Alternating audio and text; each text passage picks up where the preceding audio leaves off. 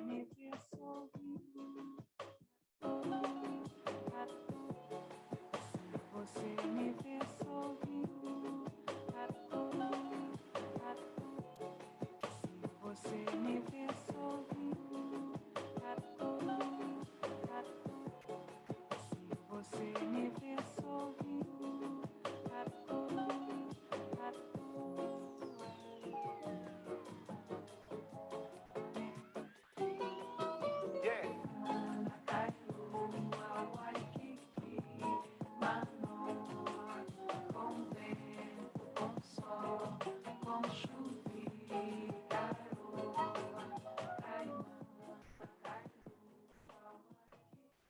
Bien, si vous voulez bien prendre place, on va commencer. On a énormément de sujets, on a un programme qui effectivement est assez chargé. Tout d'abord, pour ceux qui ne me connaissent pas, je suis Pascal Roger, je suis le président de la FEDEN, et nous sommes très heureux de vous accueillir dans ces rencontres de la transition écologique. C'est la première fois en fait qu'on fait évoluer notre congrès annuel dans une formule qui est ouverte à nos partenaires, et vous allez comprendre d'ailleurs quelle est notre ambition derrière cette ouverture dans le cadre des enjeux qui nous attendent tous. Donc je tiens d'abord à vous tous vous remercier pour votre présence. Rapidement, donc, quelle est l'ambition finalement que nous avons autour de ces rencontres annuelles? Il ne vous a pas échappé qu'aujourd'hui, il n'y a pas un congrès ou une conférence qui ne mette pas en avant le sujet de la décarbonation. Donc en fait, ce sujet est devenu un sujet de préoccupation très largement partagé. Alors c'est lié à un certain nombre quand même d'évolutions qui sont récentes, je vais essayer de, de- de promouvoir l'idée qu'en fait, on est face à une véritable rupture et un véritable changement de paradigme. Alors, dans les évolutions récentes, bien entendu, il y a eu quelques phénomènes météorologiques qui ont particulièrement marqué l'opinion publique au niveau mondial.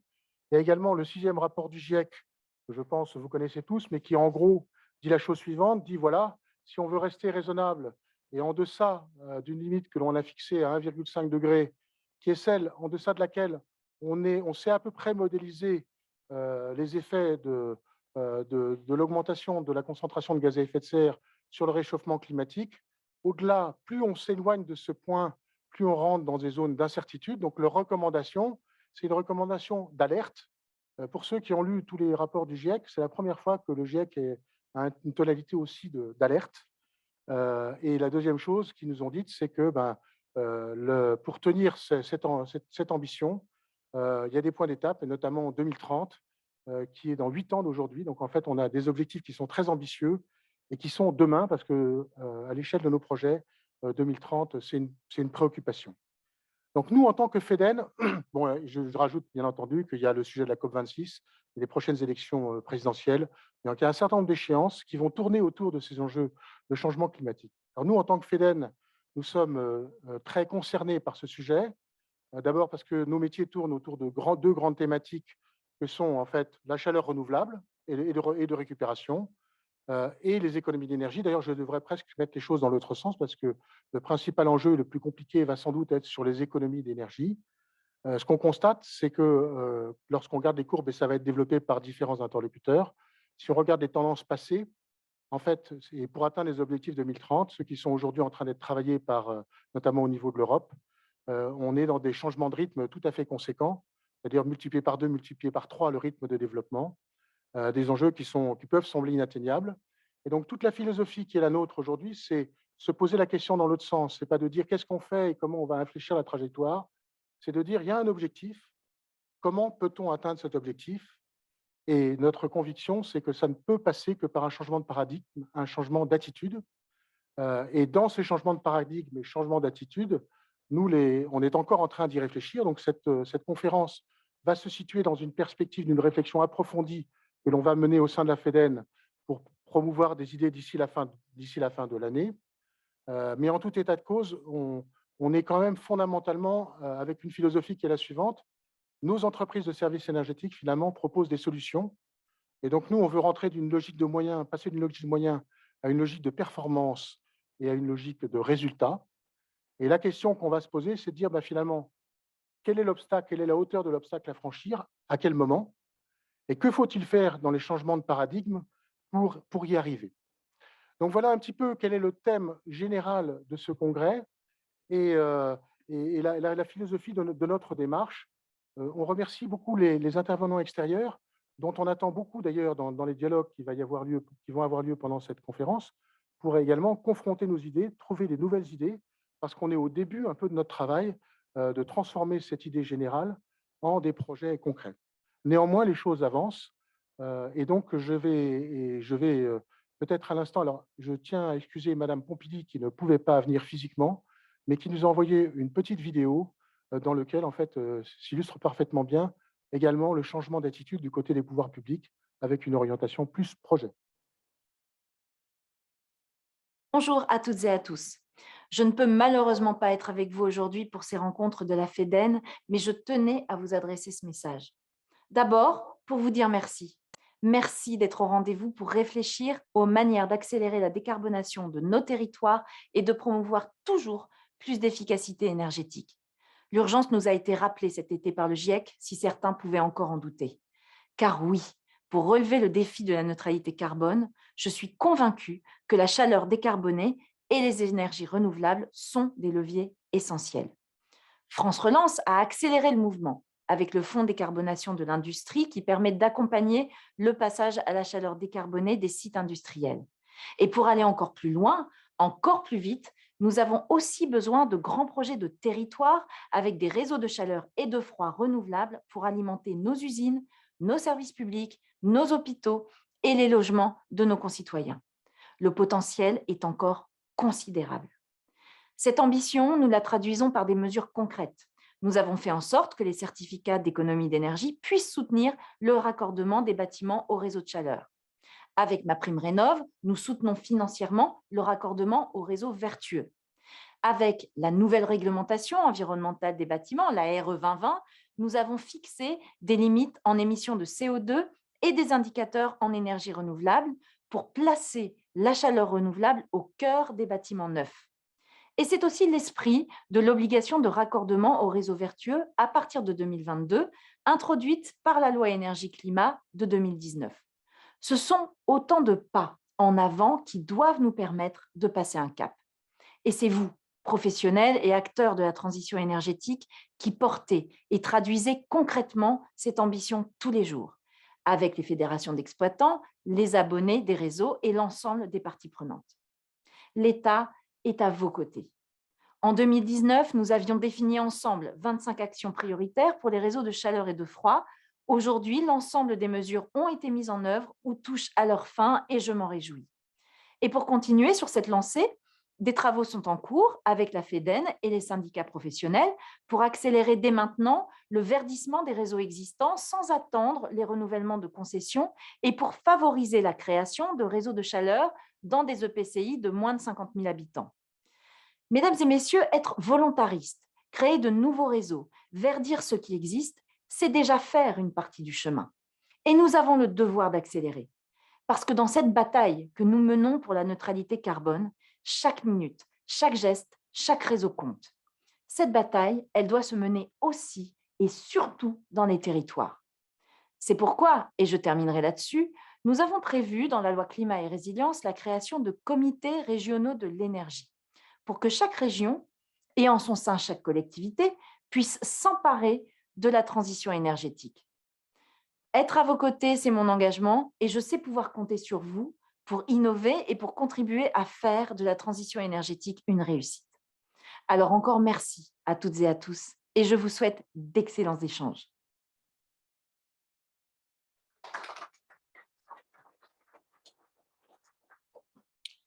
Donc voilà, alors bien entendu, l'intervention de Madame Pompili était très axée sur les réseaux, tout simplement parce que dans les dernières semaines, en fait, nous avons travaillé avec elle sur des propositions très concrètes pour faire émerger des projets rapidement.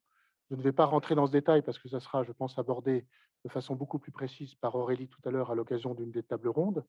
Le sujet qu'on va aborder ici, ce sont tous les métiers de la FEDEN qui vont contribuer à ces deux enjeux d'efficacité énergétique, de rénovation énergétique, d'économie d'énergie d'un côté, et deuxièmement de chaleur et de froid d'ailleurs, renouvelables et de récupération.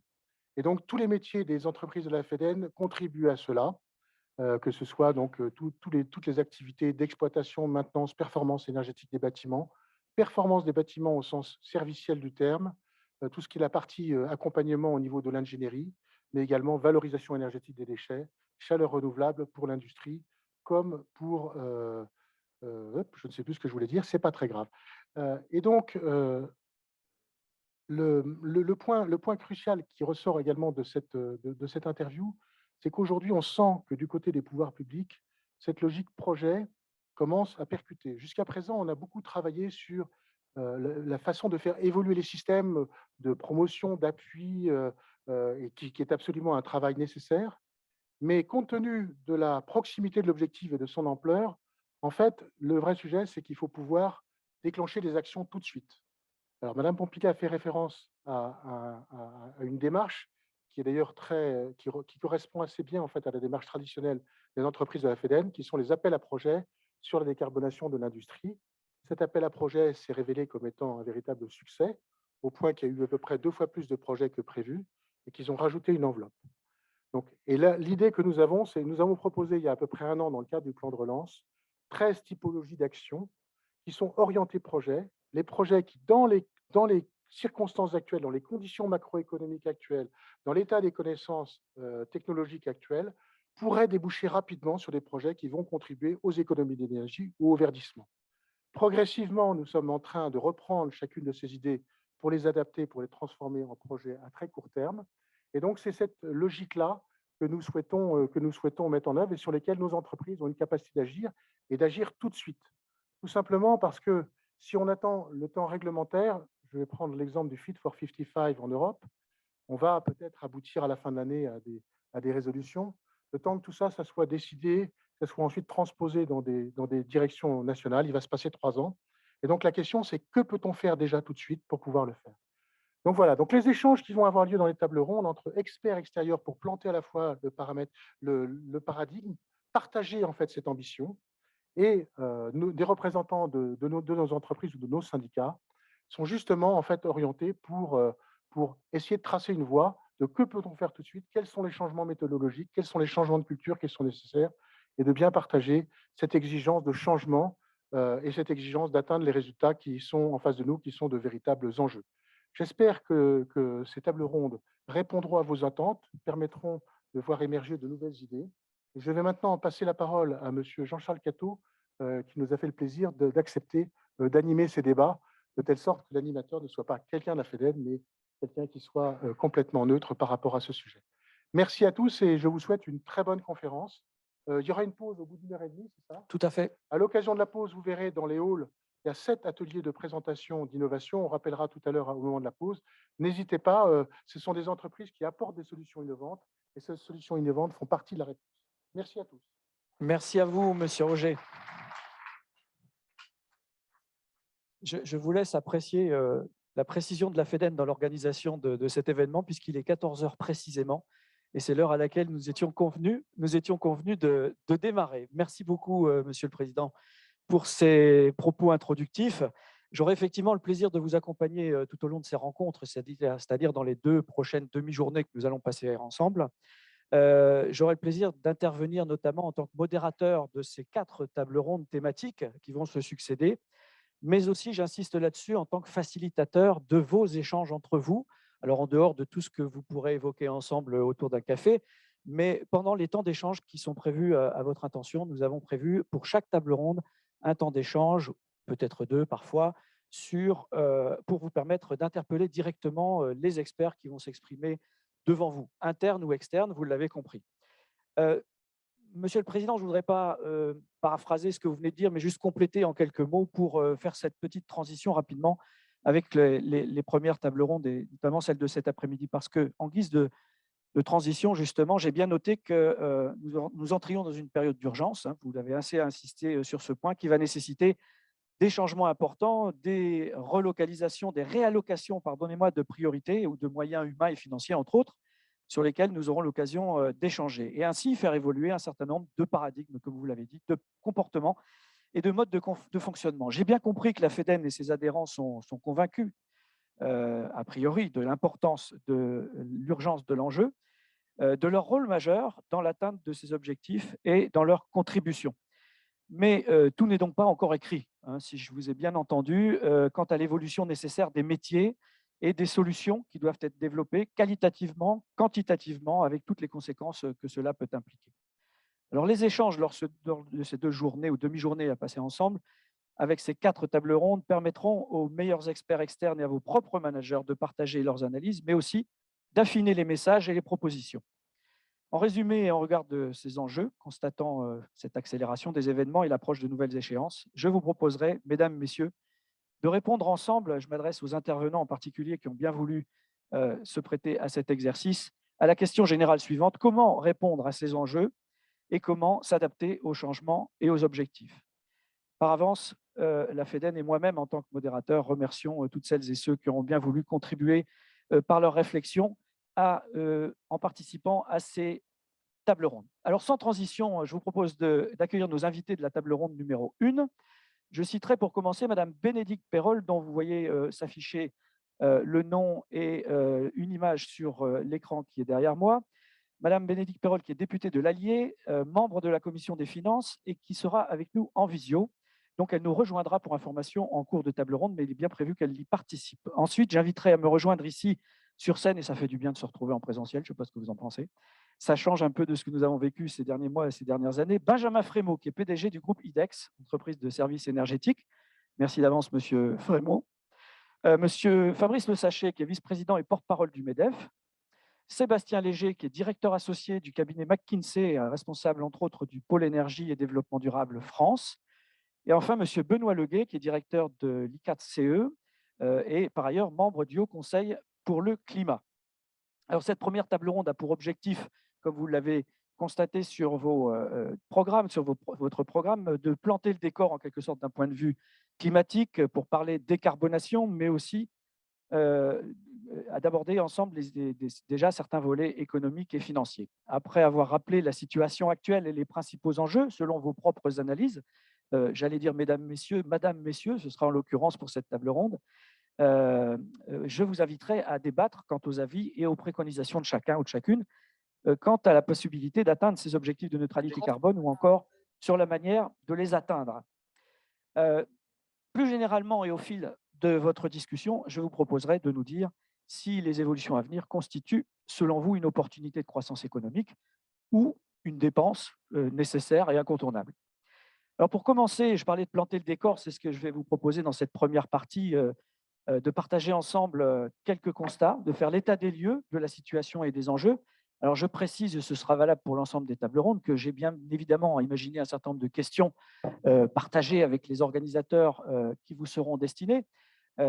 Bien évidemment, nous sommes dans un format table ronde, nous sommes dans le format des rencontres et de l'échange, donc n'hésitez pas surtout à tout moment à me faire signe en cas de besoin, si vous souhaitez tempérer, ajouter quelque chose ou modérer quelque chose que vous auriez entendu. Ceci dit, je me permets également, et ça sera fait une bonne fois pour toutes, d'indiquer à tous nos intervenants, comme vous le savez, que nous sommes dans une enveloppe de temps qui est contrainte, et donc il nous faudra bien aussi réserver cette partie du temps que j'ai promise aux participants pour pouvoir échanger ensuite. Alors, qu'en est-il pour mémoire des principaux objectifs et des échéances concernant la décarbonation? Je vais proposer à Monsieur Leguet, pour commencer, peut-être de nous en dire quelques mots. Alors, vous êtes directeur de l'ICAT-CE, l'Institut de l'économie pour le climat. C'est un think tank, une association experte de l'économie et de la finance, dont la mission est de faire avancer l'action contre les changements climatiques. Mais vous êtes aussi, et par ailleurs, je le disais, membre du Haut Conseil pour le climat, d'où, me semble-t-il, cette première question légitime à votre intention. Donc la question, bonjour à tous, la question c'est où en sommes-nous, enfin quels sont les objectifs déjà pour commencer. Tout à fait. Bien, bonjour à tous et merci pour l'invitation. Alors les objectifs, je vais essayer de les rappeler de façon très claire, mais j'imagine que vous les avez tous en tête, évidemment. L'objectif c'est atteindre en France, en Europe également, la neutralité carbone à horizon 2050. Et accessoirement, avoir une économie adaptée et résiliente au changement climatique qui s'annonce. Donc ça fait du bien de le rappeler. L'objectif, je le dis tout court, c'est pas de réduire les émissions, c'est de les ramener à zéro en 30 ans. Et donc, en 30 ans, il y a deux choses qu'il va falloir bouger, deux choses qui ne sont pas forcément très mobiles, le capital fixe, c'est-à-dire les investissements, et le capital humain. Et ça, il va falloir tout changer pour, en gros, climatiser, si vous me permettez ce néologisme, l'économie, la rendre neutre en carbone. Et encore une fois, dans 30 ans, tous les investissements qu'on fait aujourd'hui, qui ont une durée de vie supérieure à 30 ans, il faut se poser la question de leur compatibilité avec un monde, une France, une Europe neutre en carbone. Bonjour, vous m'entendez bien? Ou raccourcir leur durée de vie, selon Voilà, donc ce qui pourrait peut-être impacter la rentabilité. Et puis en même temps, comme disait l'autre, il va falloir rendre tous ces investissements adaptés au changement climatique, à la fois sur le capital existant et sur le flux de nouveaux investissements. Donc voilà, je passe évidemment les étapes intermédiaires, hein, moins 40 en 2030, revue peut-être au niveau de l'Europe et sur lequel il va falloir aligner notre stratégie nationale bas carbone en France également. Mais en tout cas, l'objectif est très clair, neutralité carbone à horizon 2050. Pour ceux qui vont me dire c'est pas possible, je vais dire si, c'est tout à fait possible d'atteindre la neutralité carbone. On l'atteindra degré ou de force dans 300 ans quand il n'y aura plus de combustible fossile. Donc la question n'est pas de savoir si c'est faisable, mais comment on fait pour le faire en 30 ans et non pas en 300 ans. Merci pour cette introduction assez radicale, mais au moins qui a le mérite de préciser les choses. Alors, pour aller plus loin, je vais interroger Monsieur Léger, si vous le voulez bien, Sébastien Léger, dont je précise que vous êtes également, au sein de votre cabinet, l'un des co-dirigeants du pôle des compétences électricité et gaz naturel. Pour information, plus spécifiquement dans le domaine de l'énergie, vous êtes spécialiste des questions de stratégie. Alors, pour entrer un peu plus loin dans ce sujet et nous donner quelques repères complémentaires, quels sont les secteurs, selon vous, les plus difficiles à décarboner et pourquoi? Pour qu'on puisse repérer un petit peu dans le temps et dans l'espace sur ce sujet.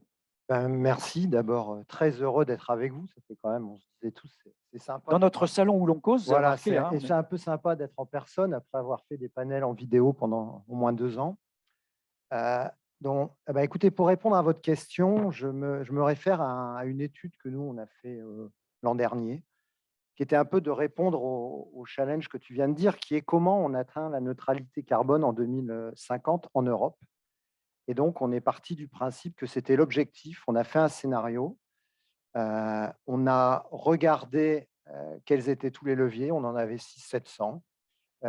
Et alors, la bonne nouvelle, c'est qu'on y arrive. Donc, on a trouvé un scénario avec un chemin qu'on considère possible de décarbonation totale de l'économie en 2050. On y reviendra à plusieurs reprises. Par contre, quand on regarde ce chemin, tous les secteurs, effectivement, ne sont pas du tout égaux. Et il y a 2 secteurs en particulier, je pense qu'il y en a un qui va bien résonner avec vous, qui sont très difficiles. Je vais commencer par l'agriculture, qu'on a un peu tendance à oublier parce qu'on parle tout le temps du monde de l'énergie. qui a pourtant un impact très qui a un conséquent impact extrêmement dans fort, une qui est plus de contribution 10 forte aux gaz à effet de serre, notamment. qui est plus de 10% des C'est ça, hein. émissions européennes.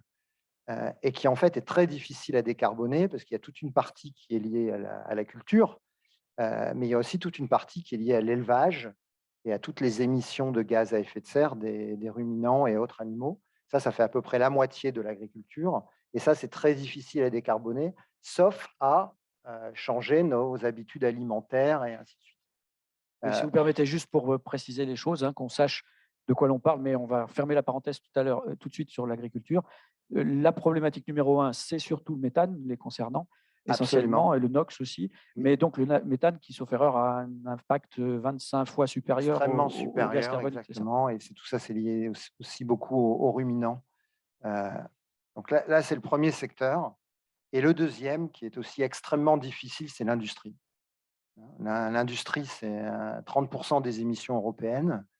Nous, quand on regarde notre scénario, on y reviendra, mais globalement, on trouve qu'il est à peu près neutre d'un point de vue coût pour l'ensemble de l'économie européenne. Je pense qu'on en débattra certainement. Par contre, au niveau de l'industrie, c'est très différent.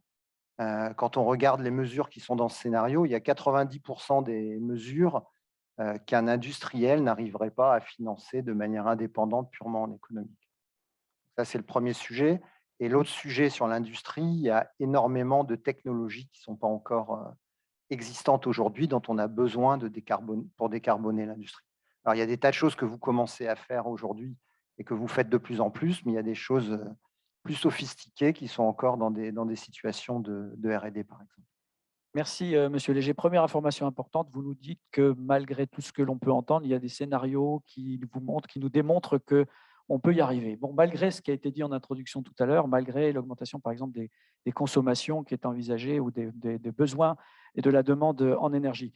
Monsieur Léger, vous avez bien fait. Oui, effectivement, on m'a signalé entre-temps, merci Monsieur Léger, que Madame Perrol nous avait rejoint. Je ne sais pas si Madame Perrol nous entend, mais elle ne doit pas être loin. Voilà, bonjour Madame Perrol. Je me permets juste de vous accueillir à ce stade et je vous proposerai d'intervenir à différents moments de cette table ronde, mais je vais vous proposer pour commencer de continuer ce tour d'horizon de la situation, des enjeux, de l'état des lieux en matière de décarbonation et les perspectives qu'on peut en attendre. Donc, merci pour votre présence avant tout. Et puis, dans un instant, nous reviendrons vers vous. J'ai encore une question à poser à Monsieur Leguet. Vous avez bien fait de vous asseoir dans le canapé parce que je vais souvent vous solliciter. Vous avez bien fait de vous installer confortablement. Juste une précision, Monsieur Leguet. Prenons l'exemple de l'été que nous venons de vivre, qui nous a donné l'occasion de constater encore une fois les différentes conséquences du changement climatique qui suscitent, semble-t-il ou paraît-il, les prises de conscience dans l'esprit de nos concitoyens. Mais la question peut se poser de savoir si l'émotion peut suffire à changer les comportements en faveur d'une neutralité carbone, parce qu'il va falloir compter non seulement sur les technologies, non seulement sur les industriels pour prendre les choses en main, le taureau par les cornes, mais aussi sur un appui citoyen et une convergence de vues de la population, j'imagine. Oui, alors l'émotion, j'y crois pas beaucoup. Enfin, je suis ingénieur de formation, donc j'essaye de garder une part de rationalité quand Ouais. même. Néanmoins, ce qu'il va falloir, c'est deux mots, c'est ordre et méthode. On ne va pas arriver à la neutralité carbone par hasard. Donc, il va falloir, alors après, vous mettez le mot que vous voulez derrière, de la planification, de la programmation, du pilotage, vous mettez ce que vous voulez derrière, sauce Gosplan ou sauce un petit peu plus légère, mais en tout cas, on ne va pas y arriver par hasard. Et pareil, une économie résiliente, adaptée au changement climatique, c'est pareil, on ne va pas y arriver par hasard. Il faut de la prévision, de la prospective. Donc, qui dit prévision, c'est que des mots qui commencent par P, je n'ai pas fait exprès. Prévision, prospective, pilotage, programmation, planification. Ça ferait un bon slogan, ça. Tout ça, ouais, tiens, les 5 P, tiens. Allez, hop, ça veut dire quelque part une part de pouvoir public, encore 2 P dedans, parce que c'est quand même les pouvoirs publics qui peuvent aussi structurer, aider à aligner les anticipations des acteurs économiques, mais faire en sorte, disons, que ces anticipations soient crédibles et orientées vers une vision.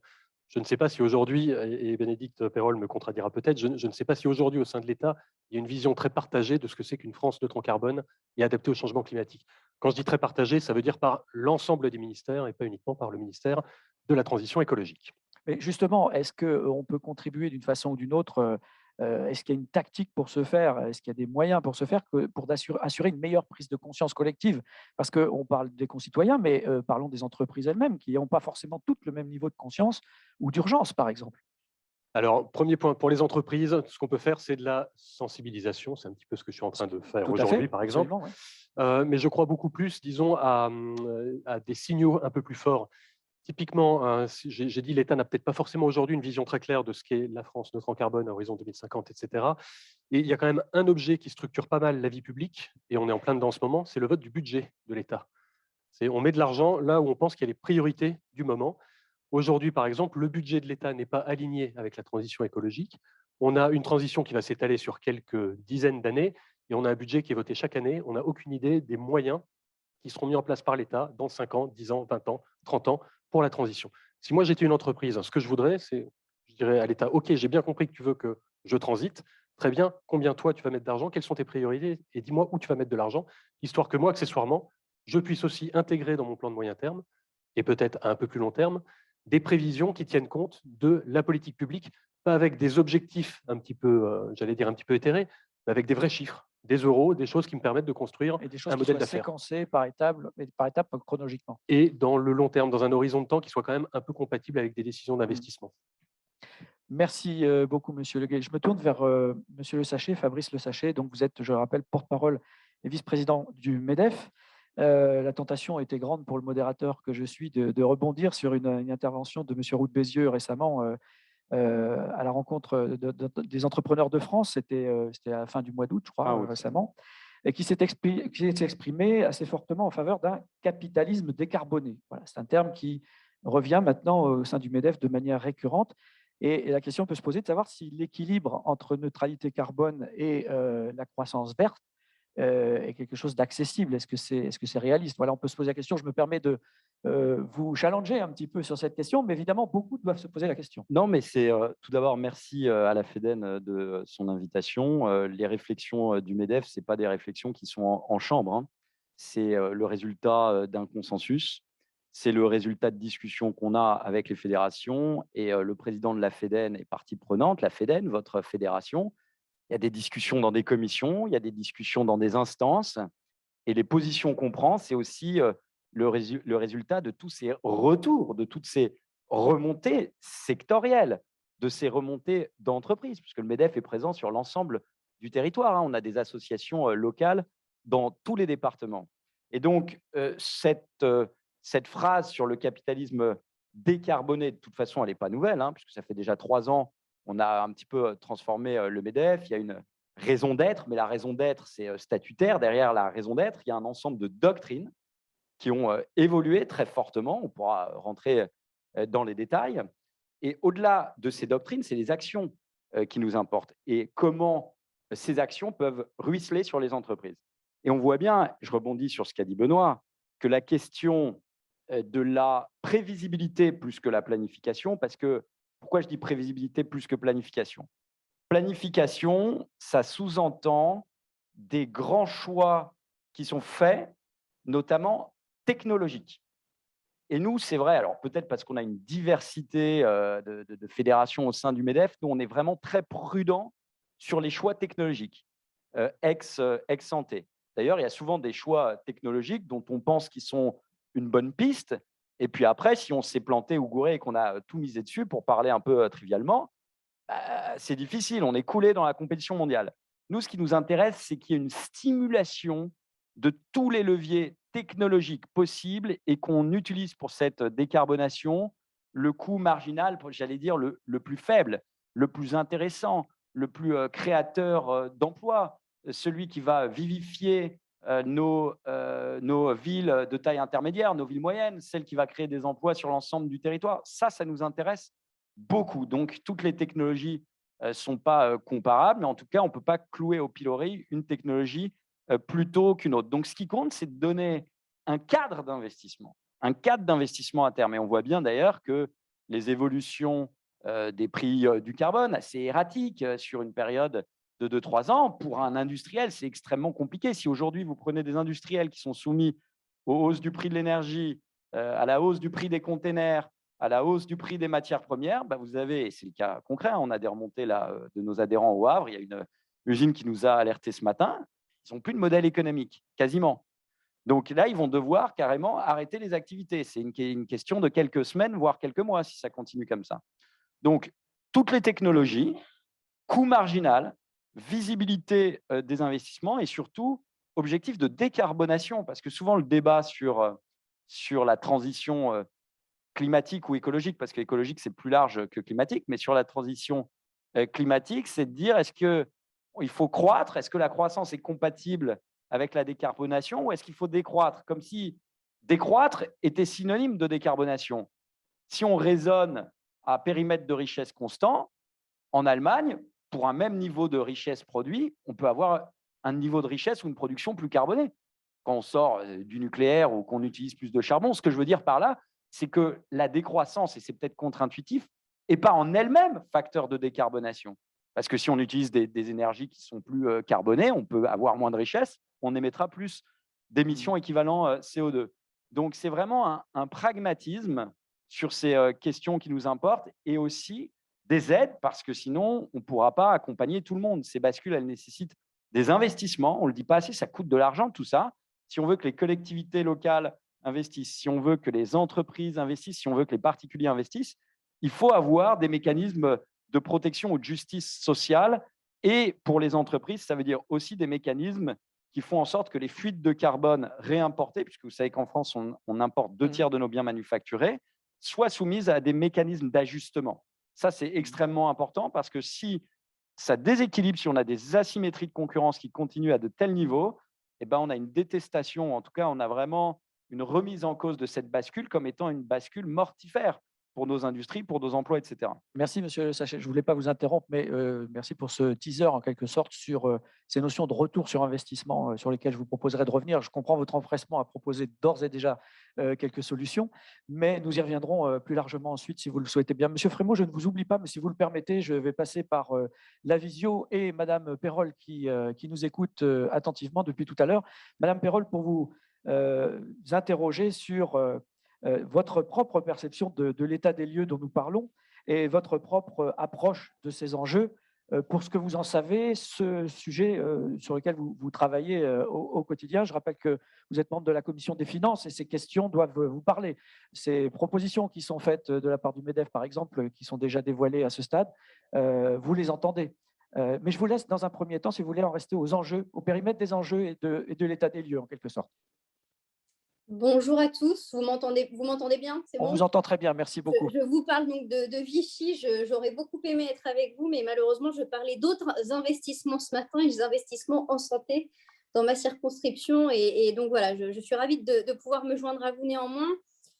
J'aimerais apporter un élément supplémentaire au débat qui n'a pas été dit depuis le début, parce que le sujet de notre table ronde, c'est est-ce que décarbonation et croissance verte sont compatibles? Ce qu'il faut dire, et pour le dire, je vais m'appuyer sur le stress test qui a été fait récemment et dont on en connaît les résultats de la part de la Banque centrale européenne, c'est que le coût de l'inaction sera bien plus important que le coût de l'action, et notamment en termes de PIB, si je prends le sujet économique. Et je crois que c'est important de commencer par là, parce que ce qui nous intéresse, c'est produire de la valeur, bien évidemment, mais c'est aussi déjà de faire en sorte qu'on maintienne la valeur en place. Et une autre notion aussi que j'aimerais apporter et qui rejoint un peu les propos du MEDEF, c'est qu'on parle beaucoup de croissance verte, et le sujet de l'industrie, le cœur du problème, c'est la production. C'est la production qu'il faut qu'on arrive à verdir. Et on sait que c'est très, très compliqué. C'est nos façons de produire, les ressources qu'on utilise. Il y a toute la question de l'importation, la question de la délocalisation et de l'importation des matières premières qui, aujourd'hui, d'ailleurs, nous coûtent très cher et qui coûtent au monde dans sa globalité en termes d'émissions de CO2. Donc ça, je pense qu'il est important qu'on replace les termes du débat, en fait, pour qu'ensuite on trouve les bonnes solutions. Et je crois que finalement, la croissance verte et la décroissance, je ne sais pas si c'est un débat, alors il est intéressant d'un point de vue théorique et philosophique, et aussi dans les projets politiques qu'on mène, mais je crois que si on veut trouver les solutions, voilà, il faut mettre les bons termes au bon endroit, et je crois que plutôt de croissance verte, c'est vraiment aujourd'hui pour les entreprises, la question qu'on doit se poser, c'est comment on produit vert, et tout à l'heure on parlait d'agriculture, c'est exactement cette question-là aujourd'hui qu'on doit se poser, c'est comment matériellement je fais en sorte que sur mes champs et mes exploitations, j'émette moins de CO2 ou de méthane, et ces questions-là, elles se posent aujourd'hui concrètement. Merci Madame Perrol pour ces premiers propos, et je termine ce tour de table avec Benjamin Frémaux, PDG du groupe IDEX. IDEX, pour qui ne connaîtrait pas, est la première ETI française pratiquement indépendante de services énergétiques. Alors, pareil, je vais vous poser la même question quant aux enjeux, votre propre regard et déjà votre première appréciation de cette compatibilité possible entre croissance verte et neutralité carbone. Bon, écoutez, moi en tant que chef d'entreprise, je n'ai pas une vision à 300 ans, j'ai une vision à 5, 10 ans. Et donc, moi, ce qui m'importe, c'est qu'on parle des sujets du tout de suite, du moment, parce que c'est les décisions que j'ai à prendre et qu'on a tous à prendre dans nos entreprises sont des décisions de relativement court terme. Et j'entendais Sébastien et Benoît parler de signaux.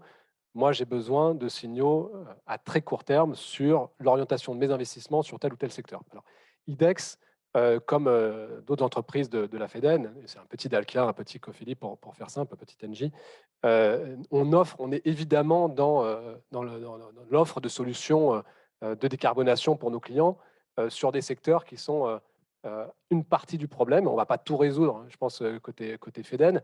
On va s'occuper déjà d'un quart du problème, un gros quart du problème, qui est le secteur de la chaleur. Et moi, je trouve très intéressant qu'on tienne cette table ronde aujourd'hui.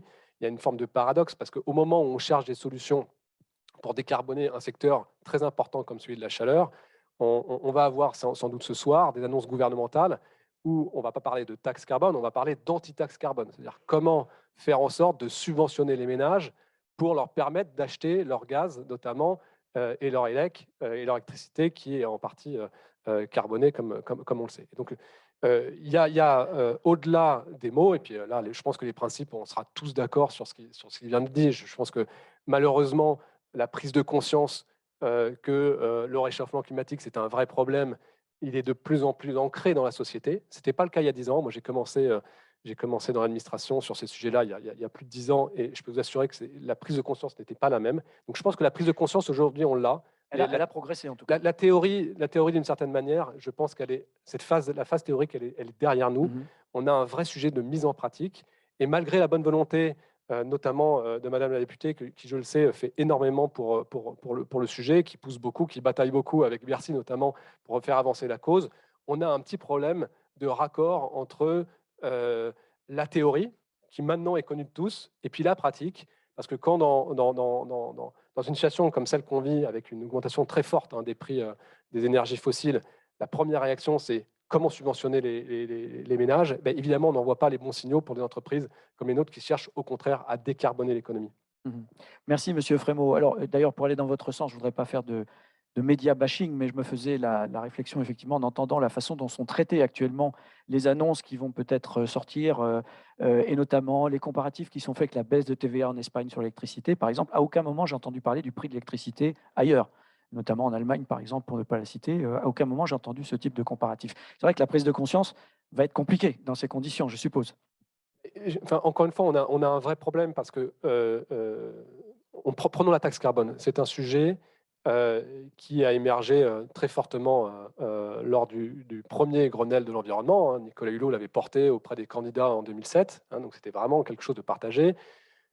Premier passage en loi de finances en 2009, censuré d'ailleurs à la demande de l'opposition cette année-là, n'a pas été remis sur la table par la droite, reprise par la gauche, mais pas vraiment mise en œuvre par François Hollande, et contrarié lors du début du quinquennat par le mouvement des Gilets jaunes. Aujourd'hui, un des principaux outils de planification, de signal envoyé à l'économie, que ce soit les ménages ou les entreprises, sur la manière dont il faut réagir pour se décarboner, a été totalement torpillé. Et évidemment, quand on a conçu cet instrument comme un instrument budgétaire, c'est ça le vrai problème de la dernière mouture de la taxe carbone, plutôt que comme un instrument de décarbonation, avec un retour des recettes aux ménages et aux entreprises pour justement amortir les chocs, mais on fait les choses à l'envers, c'est-à-dire qu'on n'a pas du tout lissé ces augmentations de prix des fossiles. On se retrouve avec des chocs comme celui d'aujourd'hui, qui est massif. Je ne sais pas si vous vous rendez compte, mais on était à 14 € du mégawattheure en début d'année, on est à 80 aujourd'hui. C'est délirant ce qui est en train de se passer. Et évidemment, aucun ménage, aucune entreprise ne peut s'adapter en aussi peu de temps à ce genre d'évolution. Et donc, il faut revenir à une logique de planification, il faut revenir à une logique de signaux qu'on envoie sur la durée. Et effectivement, quand on n'est qu'en réaction à la conjoncture, on ne fait rien de bien. Encore une fois, je le redis, ce qui sera décidé ce soir, c'est socialement tout à fait nécessaire, c'est indispensable même, mais c'est une anti-taxe carbone. Merci pour cette transition, si je puis dire, avec la deuxième partie qui nous intéresse, à savoir justement, j'allais vous faire exprimer les uns et les autres les limites, les freins, les obstacles à l'accélération de la décarbonation que vous pouvez apprécier ou que vous souhaiteriez partager. Alors, Monsieur Leguet, il ne m'a pas échappé que vous souhaitiez tout à l'heure réagir à l'intervention de Madame Perrol, mais je vais vous proposer d'entendre d'abord Monsieur Léger sur cette question et puis vous pourrez réagir ensuite si vous le souhaitez.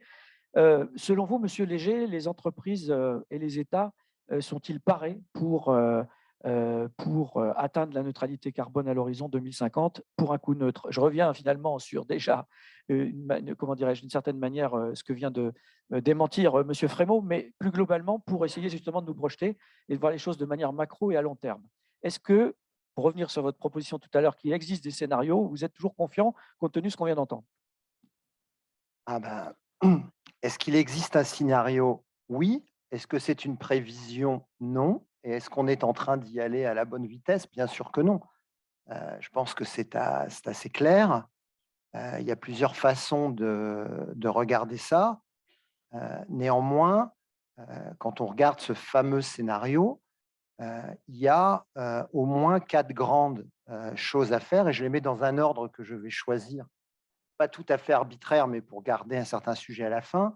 Mais le premier, c'est quand on regarde tous nos leviers, finalement, on en a 60% où la techno existe aujourd'hui, ce qui est plutôt une bonne nouvelle, parce que 60%, ça veut dire qu'il y a des tas de choses qu'on peut commencer à faire.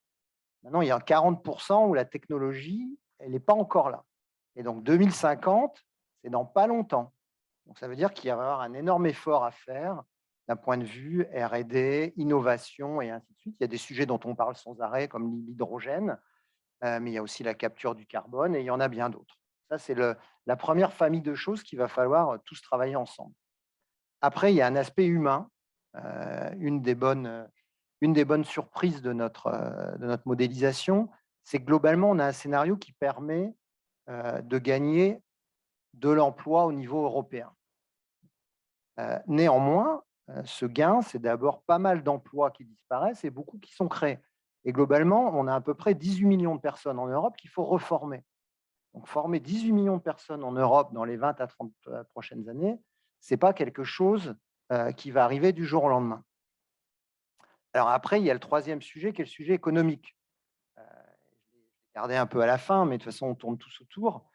Je vous disais, globalement, dans notre scénario, il faut investir 1 000 milliards en Europe chaque année, à partir d'aujourd'hui. Donc 1 000 milliards en 2021, 1 000 milliards en 2022, et on continue jusqu'en 2050.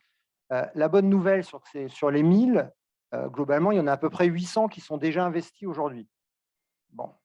Le seul problème, c'est que ces 800, ils ne sont pas forcément investis vers ce sur quoi on voudrait les investir. Donc, il va falloir trouver tous les mécanismes d'aide, de soutien, d'obligation. Alors, il y a de la contrainte, il y a de l'aide, pour réussir à changer ces 800 milliards. Et après, il y en a 200 autres qu'il va falloir trouver. Normalement, il y a du capital, mais encore faut-il qu'il ait la visibilité, tout ce dont on a parlé. Donc, ça, c'est vraiment un énorme sujet. Et c'est vrai que la tâche est quand même énorme. Quand moi, je parle à mes clients de décarbonation, on leur parle de l'aspiration de leurs clients, on leur parle de tous les fonds qui ne veulent plus investir que dans des entreprises vertes, on leur parle aussi de toutes les solutions et ils sont à fond dedans. Et après arrive la question de qui va payer. Et c'est vrai, je vous le disais tout à l'heure, notre scénario, il est neutre pour la société. Ça veut dire qu'il y a des leviers qui coûtent de l'argent, ça veut dire qu'il y en a qui en rapportent, notamment l'efficacité énergétique, où vous êtes globalement un des grands piliers sur ce sujet. Mais quand même, il y a 50% des leviers, des cas, des investissements qui vont être en particulier dans l'industrie, comme je vous le disais, où aujourd'hui l'équation économique ne fonctionne pas. Merci, Monsieur Léger, pour ces nouveaux repères. Monsieur Leguet, comme promis, quelques mots là-dessus aussi, les freins, les obstacles, ce qui vous paraît le plus important d'avoir en tête pour pouvoir mieux les dépasser? Alors déjà, je voulais réagir sur la question croissance-décroissance, peut-être pour préciser un truc, disons peut-être un peu d'économiste, vous me pardonnerez ces quelques secondes de divagation. En gros, la transition va coûter, mais l'inaction va coûter encore plus cher. Enfin là, c'est même plus une question croissance ou décroissance. Si on n'agit pas, là c'est l'ancien climatologue qui parle, on va prendre cher. Enfin, on va prendre une grosse pilule, voilà, pour faire très très simple. C'est clair, c'est clair. Pour le dire de façon très simple. Maintenant, agir, ça ne va pas non plus être une promenade de santé. Pour ceux qui aiment bien un petit peu lire de la macroéconomie, je vous encourage à lire une note de Jean Pisani-Ferry, qui par ailleurs dans le civil est mon président. Il a commis cet été une note que je trouve très intéressante, et je ne dis pas ça parce que c'est mon président, mais parce que c'est très intéressant. Il pose une question, l'éléphant dans la pièce, il dit climat et politique macroéconomique. Est-ce qu'il n'y a pas un sujet? En gros, ce qu'il dit, c'est la transition, ça va être un choc d'offres négatif. Donc pour les plus anciens d'entre vous, ça vous rappellera le premier choc pétrolier, j'étais pas né à l'époque. Deuxième choc, j'étais né. On va vivre exactement la même chose. Un monde zéro carbone, ça veut dire plus d'investissement, ça veut dire moins de consommation, et ça veut dire peut-être plus de déficit public. Et ça, c'est une question qu'aujourd'hui les macroéconomistes ne regardent pas du tout. Il y a peut-être un vrai sujet. Alors, sur les obstacles, nous, on s'est amusé, non pas à faire au niveau de l'Europe, mais on s'est amusé au niveau de la France, à répondre à une question peut-être triviale, c'est combien investit-on chaque année en faveur du climat? Et accessoirement, combien faudrait-il investir chaque année en faveur du climat? Pas pour sauver la planète, mais pour suivre les objectifs de la SNBC, Stratégie nationale bas carbone, que vous avez évidemment tous lu, et de la PPE, document que vous avez peut-être un peu plus lu, la programmation pluriannuelle de l'énergie.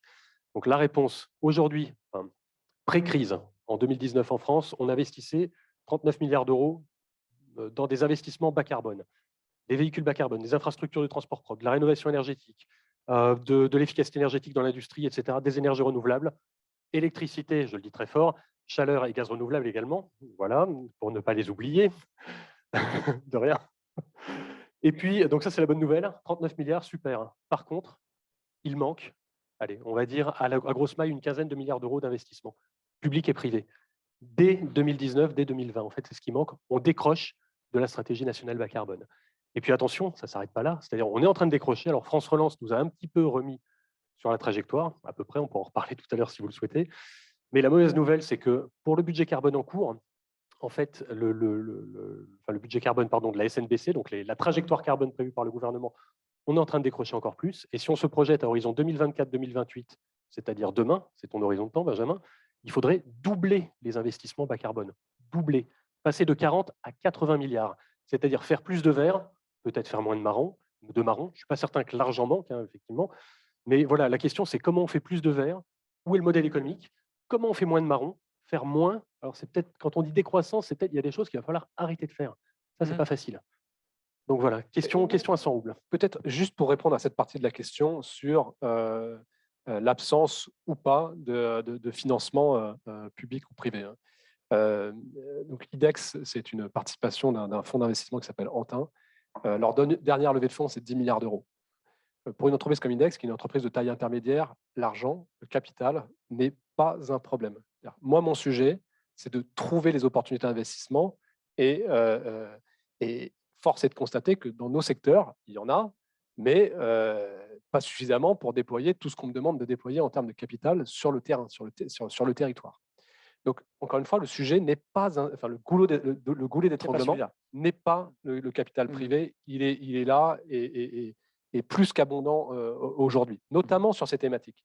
Ce qui nous manque, c'est l'émergence de projets, notamment parce que nos clients sont essentiellement les collectivités locales, sont les copropriétés.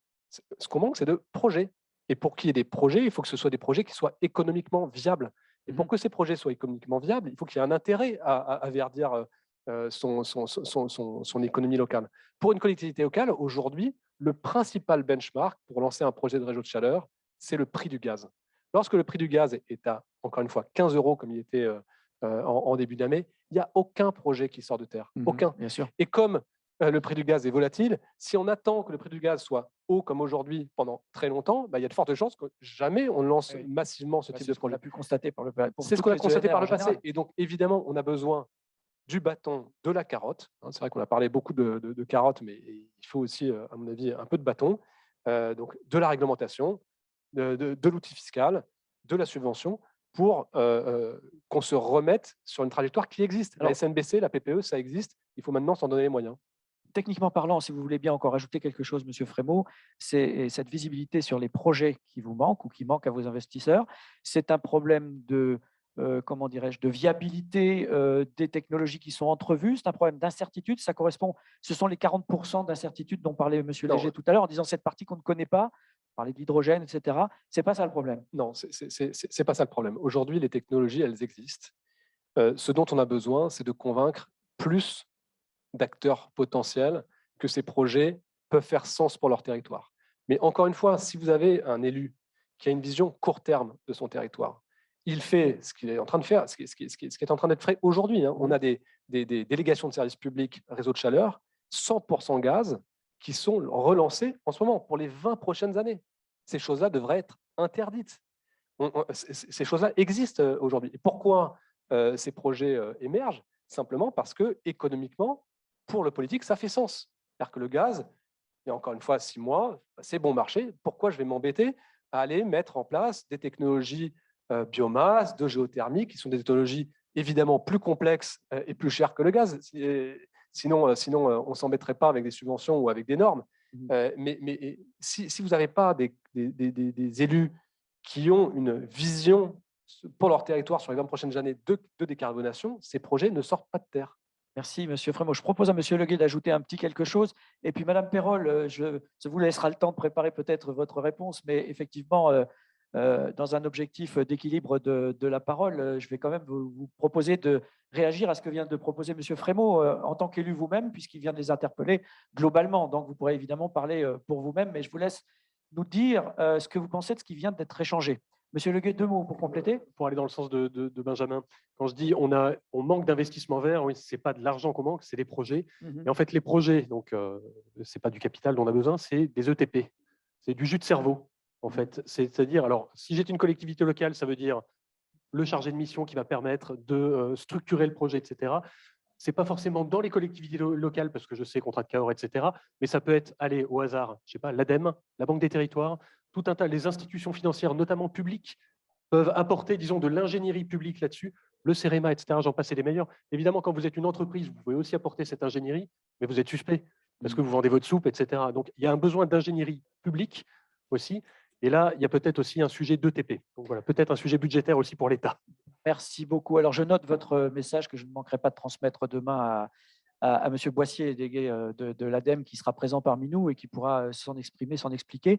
Et puis, j'en profite aussi pour vous rappeler qu'une table ronde demain sera consacrée donc à l'innovation plus largement, donc les aspects technologiques. Innovation pas seulement technique ou technologique, mais l'innovation dans les services aussi, par exemple. Donc, nous irons plus largement sur ce sujet.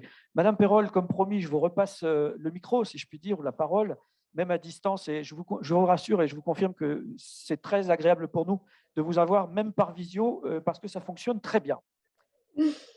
Écoutez, merci. J'aurais envie de réagir à beaucoup d'éléments. Donc, je vais en choisir certains parce que sinon, je vais être beaucoup trop longue. Mais Merci notamment, d'avance. puisque vous m'avez interpellé sur le sujet, sur les propositions que formule M. Frémaux, on va reprendre le sujet de la taxe carbone.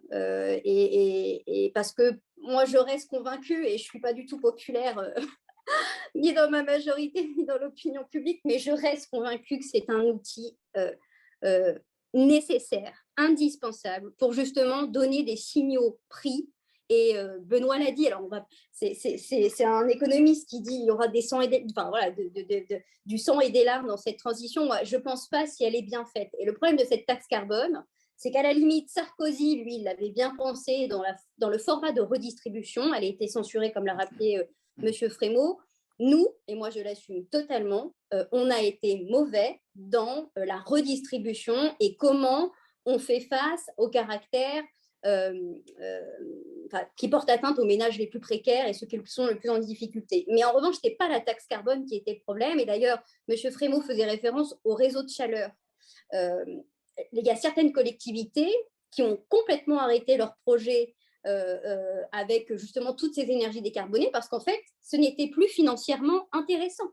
Je vais prendre un autre exemple parce que là, on nous bassine, et désolé, mais parce que moi, ça me prend tellement au trip, mais sur le sujet du plastique. La taxe carbone, qu'est-ce qu'elle faisait? Eh bien, elle renchérissait le prix du plastique vierge versus le plastique recyclé, et donc ça nous engageait à aller vers l'utilisation et imaginer des processus de recyclage du plastique. Et ça, c'est des exemples très concrets de ce que permettait la taxe carbone. Et qui aujourd'hui, finalement, nous font prendre et perdre un temps phénoménal. Et encore une fois, je crois que le vrai sujet n'était pas la constitution de cette taxe carbone, c'est tout ce qui allait autour, qui n'allait pas.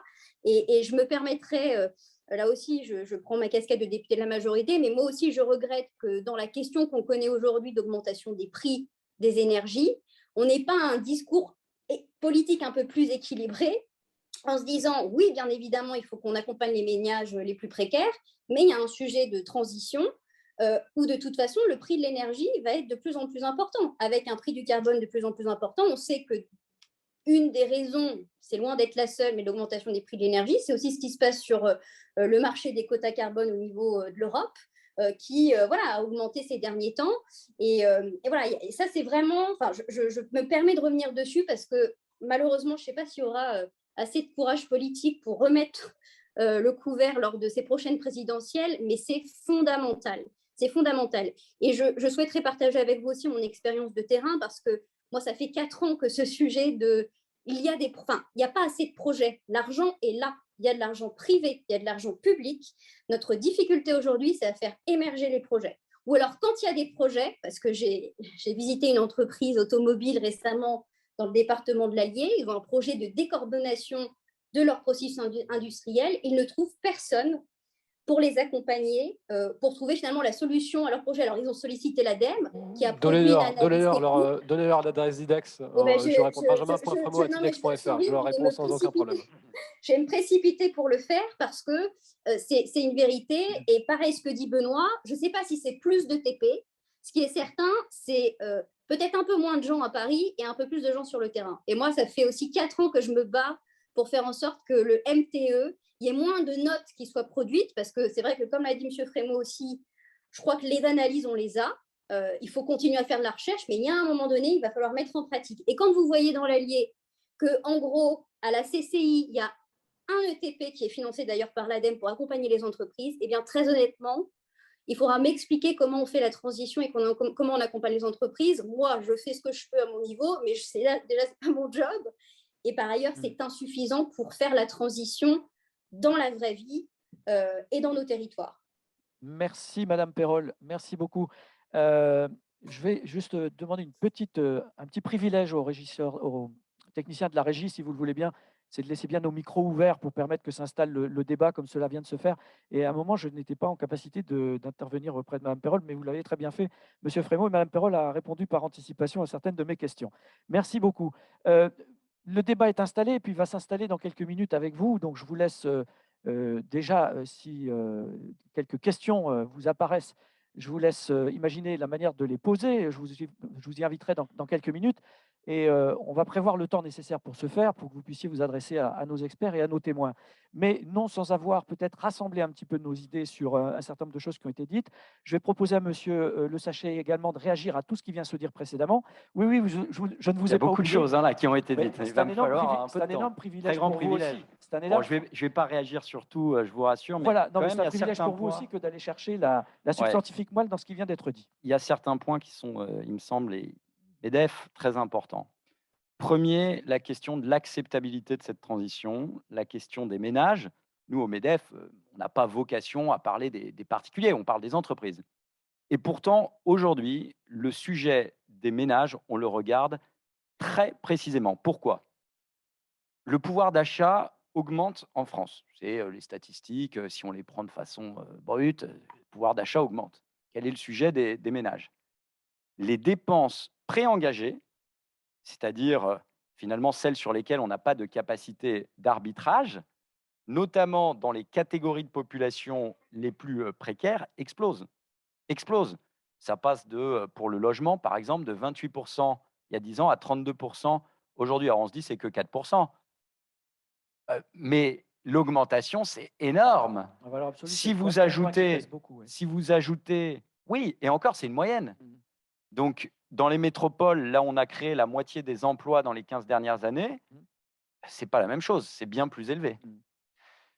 Si vous ajoutez le coût de l'énergie qui est structurellement tendu, si vous ajoutez aujourd'hui certaines dépenses comme un forfait mobile, comme l'accès à Internet, c'est des dépenses incompressibles. On n'imagine plus personne qui ne fonctionne pas puisque beaucoup de services publics sont dématérialisés sans ces choses-là. Bon, lorsque vous avez des dépenses contraintes qui augmentent, vous avez ce décrochage et cette sensation de perte de pouvoir d'achat, puisque la partie arbitrable pour les loisirs ou pour autre chose diminue objectivement. Qu'est-ce que vous faites? Vous demandez une augmentation des salaires. Vous demandez une augmentation des salaires, et on le voit aujourd'hui. Il y a une pression inflationniste qui n'est pas seulement liée à la pénurie de main-d'œuvre, parce que dans les secteurs où on ne trouve pas chauffeur routier, d'ailleurs on trouve dans aucun secteur, mais dans les secteurs où ces pénuries se font ressentir avec une acuité très forte depuis des années, les salaires ont augmenté. En 2019, chauffeur routier, plus 5 à 6% d'augmentation en moyenne. En 2019, avant le Covid, hausse des salaires moyennes, 1,9 ou 2%, c'est plus que le rythme de l'inflation. Donc, on ne peut pas dire que les salaires n'ont pas augmenté.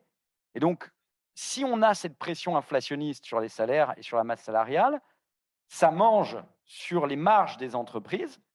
Et je rappelle que nos entreprises, quand vous dites qu'il faut décarboner, oui, mais ça a un coût, il faut investir. Les taux de marge des entreprises industrielles françaises sont plus faibles que celles de leurs compétiteurs. Et donc, quand vous avez d'un côté l'impossibilité d'augmenter les prix, puisqu'on sait bien qu'à un moment donné, les budgets ne sont pas si élastiques, et de l'autre côté, vos coûts qui augmentent, vous avez moins d'argent pour procéder aux investissements. Et donc là, quels sont les leviers? C'est pour ça que c'est des questions assez complexes. Levier, c'est diminuer la fiscalité pour que produire en France, puisque produire décarboné, c'est produire aussi proche de chez nous, en partie, c'est avec des technologies propres, mais c'est aussi proche de chez nous, il faut réduire les impôts, notamment les impôts de production, ceux qui ont été en partie réduits. En partie réduits après un chemin dans l'autre direction. Dans les 10-15 dernières années, on était passé de 50 à 75 milliards. On en a enlevé 10 milliards par an, 20 milliards pour faire simple. On n'a pas fait le chemin inverse. Et pourquoi on n'a pas fait le chemin inverse? Et là, ça va vous intéresser. Parce qu'une partie de ces impôts de production finance les collectivités locales. à 2/3, les impôts de production financent les collectivités locales. Et donc, quand vous les baissez, quand vous baissez la CVAE, quand vous baissez un certain nombre d'impôts, les collectivités locales vous disent, mais avec quoi on va investir, avec quoi on va fonctionner, etc. Donc, il faut trouver des compensations. Et qui dit trouver des compensations, je suis désolé, je vais au bout du raisonnement, dit transférer une partie de la fiscalité de la production vers la consommation. Et et vers les importations, en fait. C'est la fameuse TVA sociale qui avait été évoquée à une époque. Ce qui est assez difficile pour un pays comme la France, puisqu'on importe beaucoup. Donc, on aura tout de suite aussi un renchérissement des produits. Mais il faut à un moment donné avoir le courage de faire ça, parce que sinon, l'Europe, qui est le premier marché mondial, c'est des pays très différents, mais disons que c'est une unité, on sera qu'un ensemble de consommateurs. On ne sera plus une zone de production.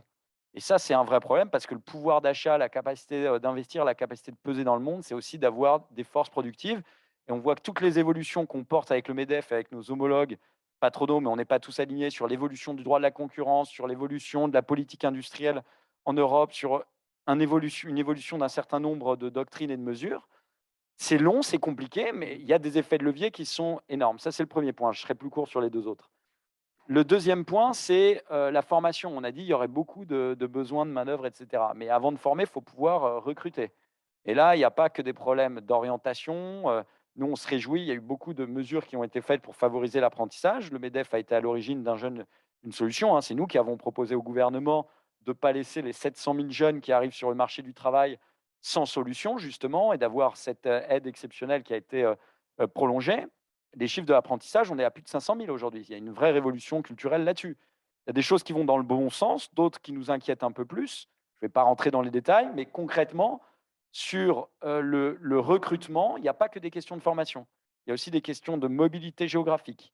Il y a des questions de système d'assurance chômage. Nous, on a beaucoup poussé, ça rentre en vigueur au 1er octobre, pour qu'il y ait un système d'assurance chômage avec un accès aux droits qui soit un peu plus difficile, une recharge un peu plus difficile, et une incitation à reprendre un travail, ainsi que des formations beaucoup plus rapides quand on arrive sur le marché de l'emploi. On a encore un marché de l'emploi assez rigide, c'est des choix qu'on a faits. Lorsqu'on est sorti du marché de l'emploi en France, c'est beaucoup plus dur de revenir sur le marché de l'emploi que certains de nos voisins qu'on accuse d'avoir des petits jobs. Bon, bref. En tout cas, c'est un vrai sujet. Permis de conduire, garde d'enfants, différence entre revenus d'activité lorsqu'on est en non-activité, revenus de remplacement. Tout ça, c'est vraiment des sujets qui sont importants. Attractivité des métiers, attractivité des territoires. De temps en temps, il y a des bassins d'emploi déjà où il y a quasiment plus de chômage. On est à 3% ou 4%. Il y en a d'autres où ils ont besoin d'avoir de la main-d'œuvre qui vient d'autres départements ou même de l'étranger, mais ils ont des problématiques pour attirer sur leur territoire, de temps en temps pour le conjoint ou la conjointe. Et c'est vrai que c'est difficile parce qu'il faut trouver en fait 2 emplois souvent, pas qu'un seul. Et donc, ce n'est pas évident pour des villes comme Bourges, pour Saint-Dizier, où je suis allé très récemment. Châteauroux, c'est des problèmes vraiment très concrets qu'ils ont. Donc, impôt de production, fiscalité, point très important. Acceptabilité pour les ménages. Formation, mais pas que. Fluidité du marché du travail, reconversion professionnelle. Tout ça, c'est un ensemble de points qui semblent assez éloignés des préoccupations que tu as quotidiennement dans ta boîte, mais finalement, c'est l'encadrement dans lequel tu évolues, quoi. Oui. C'est mes préoccupations au quotidien. Recrutement, pour tout le secteur, je crois pouvoir parler pour toutes les entreprises de la FEDEN, c'est un vrai grand sujet et l'apprentissage est effectivement une partie de la solution. Il y a juste un point sur lequel je ne me retrouve pas dans ce que tu viens de dire, c'est encore une fois la capacité d'investissement de nos clients, que ce soit des entreprises privées ou des collectivités. Les entreprises de la FEDEN, je le redis, ont des moyens d'investissement pour compte de tiers qui sont très importants. C'est notre métier d'investir pour le compte de la collectivité. Sur un projet de réseau de chaleur, pour aller droit au but, ou sur un incinérateur, c'est nous qui investissons. C'est nous qui mobilisons les capitaux, à la fois capital et dette. Encore une fois, ce sujet-là n'en est pas un, mais c'est un détail que je voulais juste corriger. Je ne parlais pas forcément spécifiquement de ces métiers, mais en règle générale, et nous, juste petit point, on a des leviers très concrets d'ailleurs, puisqu'on parle de choses concrètes et de marché. Chez Action Logement, on gère quand même 1 million de logements dans ce pays avec les syndicats. Et ce qu'on fait chez Action Logement aujourd'hui, et moi je préside une ESH, j'ai doublé les budgets de réhabilitation thermique, de changement des classes thermiques des bâtiments, etc. c'est absolument majeur les leviers qu'on a dans les bâtiments et on connaît ces solutions d'investissement pour compte de tiers, effectivement. Merci beaucoup, messieurs. Alors, nous avons fait, c'est le moins qu'on puisse dire, un inventaire très exhaustif de tout ce qui pourrait nous faire peur. Ça, c'est vrai qu'on a beaucoup d'obstacles à vous entendre, beaucoup de freins potentiels. Si vous le permettez, juste avant de passer la parole à la salle et au public qui vous écoute depuis tout à l'heure, pour leur proposer de s'adresser à vous directement par des questions plus précises peut-être. Je voudrais juste revenir une dernière fois avec vous, si vous le souhaitez, un mot ou deux là-dessus. On a parlé de retour sur investissement tout à l'heure. On parlera d'innovation demain, d'innovation technologique. On a compris que ce n'est pas forcément l'argent qui manque, ce n'est pas forcément le capital, etc. Mais du coup, je voudrais revenir pour rassembler un petit peu nos esprits ou résumer sur cet aspect-là. Quelles sont les technologies, par exemple, les plus prometteuses demain? Alors peut-être plus largement dans l'économie et l'industrie en général. Et si vous le voulez, vous pouvez peut-être préciser pour ce qui concerne les métiers de la FEDEN. Voilà. Alors, Monsieur Frémaux, vous avez une idée de la question? Je vais faire un peu de pub pour ce qu'on fait. Oui. Je ne sais pas si vous m'entendez, mais Voilà. je vais faire un peu de pub pour ce qu'on fait en ce moment. Nous, on a monté, par exemple, en réponse à la RE 2020, on a monté une offre conjointement avec une start-up qui s'appelle Accenta et un partenaire qui est EREN, qui était très présent dans les énergies renouvelables électriques. On a monté une solution de stockage géothermique intersaisonnier avec un pilotage du bâtiment par l'intelligence artificielle. Et c'est ce type de solution qui me semble être très prometteuse pour compléter la gamme de solutions, on va dire, plus classiques qu'on a à notre disposition pour décarboner le bâtiment. Donc ça, c'est typiquement le genre de sujet qu'on essaye de développer. Encore une fois, ce n'est pas simple parce qu'il faut convaincre les clients. C'est une technologie nouvelle, c'est des solutions nouvelles. On a les moyens d'investir pour compte de tiers, mais c'est des investissements sur le temps long. Donc, pour le client, que ce soit une collectivité ou une entreprise, ça veut dire un engagement de long terme. Bon, donc, c'est des choses qu'on développe en ce moment et ça marche plutôt bien. Merci pour cette illustration. Monsieur Léger, Monsieur Leguet, pour terminer, peut-être un mot là-dessus, sur ce qui peut vous paraître le plus… Monsieur Leguet, je vous voyez… Sur les technos, je vais passer mon tour hein, parce que c'est hors de mon domaine de compétences. Peut-être un petit point aussi pour peut-être moduler ce que j'ai entendu dans la bouche de Sébastien et de Fabrice. Pour aller dans le sens dans un premier temps et moduler ensuite, je ne suis pas certain que pour arriver à la neutralité carbone, il y a une solution magique, la techno qui va nous sauver. Donc, il va certainement falloir incuber, mettre en œuvre, déployer tout un tas de technologies. Certaines existent déjà aujourd'hui, d'autres, il va falloir les développer, peut-être un petit peu de R&D, etc. Un point important quand même là-dessus, c'est pour moduler ce que j'ai entendu. Le but, ce n'est pas d'aller dans le mur pour pas cher. C'est de ne pas aller dans le mur et ensuite de minimiser le coût total. Qu'est-ce que ça veut dire ça en bon français? Ça veut dire qu'il y a parfois des choses qu'il va falloir faire, même si c'est plus cher, en coût marginal. Et ça peut paraître contre-intuitif. Les solutions les moins chères aujourd'hui ne sont pas forcément les meilleures solutions. Il faut vraiment penser en termes de durée. Et il y a des choses, encore une fois, qu'il va falloir faire, même si c'est plus cher, parce que sinon, on n'atteindra pas l'objectif de neutralité carbone à horizon 2050. Il faut penser en coût moyen et pas en coût marginal, voilà, pour ceux que ça intéresse. Selon quels indicateurs et qui va évaluer cette Alors là, prospective? il y a des paris à faire. D'accord. Très honnêtement, il y a des paris à faire. Il y a des risques à prendre. Le coût des technos jusqu'en 2050, j'aimerais bien avoir une boule de cristal. En même temps, si j'avais une boule de cristal parfaite, je ne serais pas en train de vous parler, je serais en train de jouer en bourse. Monsieur Léger nous l'a bien dit tout à l'heure, hein, de toute façon, qu'il y a toute une partie d'inconnus là-dessus. Monsieur Léger? Oui, tout à fait. Je pense qu'on a pas mal parlé de techno parce que c'est important. Mais là-dessus, il y a quand même pas mal de bonnes nouvelles. La première, c'est que 60% des technos, on les a. Et Benjamin en a mentionné, les réseaux de chaleur font partie d'ailleurs de toutes nos technos de décarbonation dans notre modèle. Et donc là, ce n'est même pas un sujet de techno, c'est un sujet de allons-y, faisons-le. L'argent est là. Je partage tout à fait ce que dit Benjamin. Moi, j'ai des investisseurs qui viennent me voir en me disant on a levé un fonds, on a 10 milliards, où est-ce qu'on l'investit? L'efficacité énergétique, bien sûr. Et bon, voilà, à chaque fois, on mentionne IDEX, absolument. Donc voilà, donc là, il y a ces 60% de techno qui sont là. Après, il y a les 40 autres pourcents, et j'ai envie de dire, c'est quasiment pas le problème de Benjamin, parce que ce sont celles qui vont arriver près 2030-2035. Il y en a beaucoup, il va falloir les développer, il y en a qui mourront, il y en a qui arriveront. Le point que je voudrais faire, c'est quand on regarde cette fameuse courbe d'abattement, là, ce petit truc, ce dessin affreusement moche, j'ai failli vous l'amener, puis il est tellement moche, vous m'aviez dit il faut quelque chose qui soit lisible. Et ça n'allait juste pas. Et on peut pas prédire on peut pas dire que c'est lisible. Merci pour nous. Mais en fait, cette courbe, donc, qui liste tous les leviers, au début, il y en a plein qui ont un coût négatif pour la société. C'est ce dont on vous parlait, l'efficacité énergétique, ainsi de suite. Et puis au bout, eh ben, ça coûte cher. C'est du 200, 300, 400 € la tonne de carbone évité. Et notre enjeu, c'est bien de les faire dans l'ordre. Parce que si on se dit que de toute manière, il va falloir y arriver à net zéro, si jamais on oublie ceux du début qui ne sont pas trop chers, on va bien entendu faire certains qui sont chers, il n'y aura pas le choix.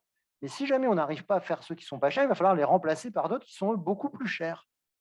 Et donc là, on a vraiment un enjeu de visibilité, planification, ordre, je ne sais pas quel est le bon mot, mais à bien parcourir tout ça de manière rationnelle si possible. Juste pour compléter, parce qu'encore une fois, une entreprise, elle ne raisonne pas comme un économiste. Et même si j'ai la chance de connaître cette courbe de mérite des différentes technologies, une entreprise, elle réagit aux signaux extérieurs, aux signaux de marché. Donc, je vous prends un exemple très, très concret. Aujourd'hui, il y a une grande vague sur l'hydrogène. Tout le monde en parle. Et surtout, il y a des subventions qui tombent demain et après-demain sur ces sujets. Bon, une entreprise comme la mienne regarde ces technologies, pas parce que c'est la meilleure technologie de demain, c'est la plus efficace, c'est la moins chère, simplement parce qu'il y a un business case, il y a un cas économique. Il faut s'y intéresser. Je vous donne l'exemple il y a 10 ans du solaire. En toiture, moi, quand j'ai commencé ma carrière, je m'occupais un peu de ces sujets. Je devais valider des projets à 650 € du mégawattheure, comparé à 40 € pour le nucléaire. Ça paraissait totalement délirant, mais vraiment totalement délirant. Je pense que si on s'était dit, mais comment on peut oser ce pari? On est à combien pour fixer les idées? Aujourd'hui, on est à 10 fois moins. Enfin, on est presque à la parité réseau sur les fermes au sol. Donc, c'est plus le sujet. En revanche, j'oublie pas qu'on paye encore le prix de ces technologies. Hein. On doit être à 7 milliards d'euros d'aide de type CSPE qui finance les énergies renouvelables électriques, et on est à 10 fois moins sur la chaleur. Donc, si j'ai un message à passer à Madame la députée, c'est regarder les grands équilibres économiques. Il y a le budget, effectivement, les discussions budgétaires vont s'ouvrir. On peut prendre des paris sur l'hydrogène, on a pris des paris sur le renouvelable électrique, mais prenons des paris sur la chaleur. Merci. Monsieur Le Guy, on va passer la parole à la salle si vous le voulez bien, mais vous pourrez réintervenir parce qu'on a une enveloppe qui est assez confortable pour ce faire. Mais Madame Perrol est toujours avec nous, donc Madame Perrol, vous pouvez également, si vous le souhaitez, l'interroger. Vous aurez peut-être remarqué qu'il y a du tutoiement dans cette table ronde, tout le monde s'appelle par son prénom. Puisse ce constat ne pas vous interdire ou vous empêcher ou vous faire peur pour poser des questions. Enfin, n'hésitez pas à vous adresser directement à nos intervenants et à les interpeller. Je me tourne vers vous. Y a-t-il des mains qui se seraient déjà levées que je ne vois pas? Je vais demander à la régie de mettre un petit peu de lumière dans la salle, si vous le voulez bien. Puis il y a des micros qui sont à votre disposition. Monsieur ici au premier rang, est-ce que quelqu'un a un micro en main qu'on va pouvoir vous poser? Alors, petite règle conventionnelle, mais pour tout le monde, ça sera même pour tout le monde. Merci de bien vouloir vous présenter pour ceux qui ne vous connaîtraient pas, pour qu'on puisse vous situer. Bonjour, Jawad Zemouri, professeur d'université et président de la société Terrao. Moi, ma question, elle est, quand je vous entends, franchement, on peut partir heureux, et ce n'est pas comme ça que les personnes ne le perçoivent.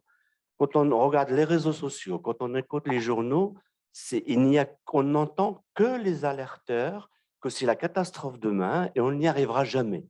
Comment se fait-il qu'on continue comme ça à démoraliser toute cette génération? Parce que moi, je suis professeur d'université, ça m'arrive encore d'enseigner, où les jeunes, ils sont totalement démoralisés. Cette fameuse éco-anxiété dont on parle beaucoup. Hein. Bah oui, comment voulez-vous que si vous dites à quelqu'un de matin au soir, c'est foutu, il ne va jamais s'engager.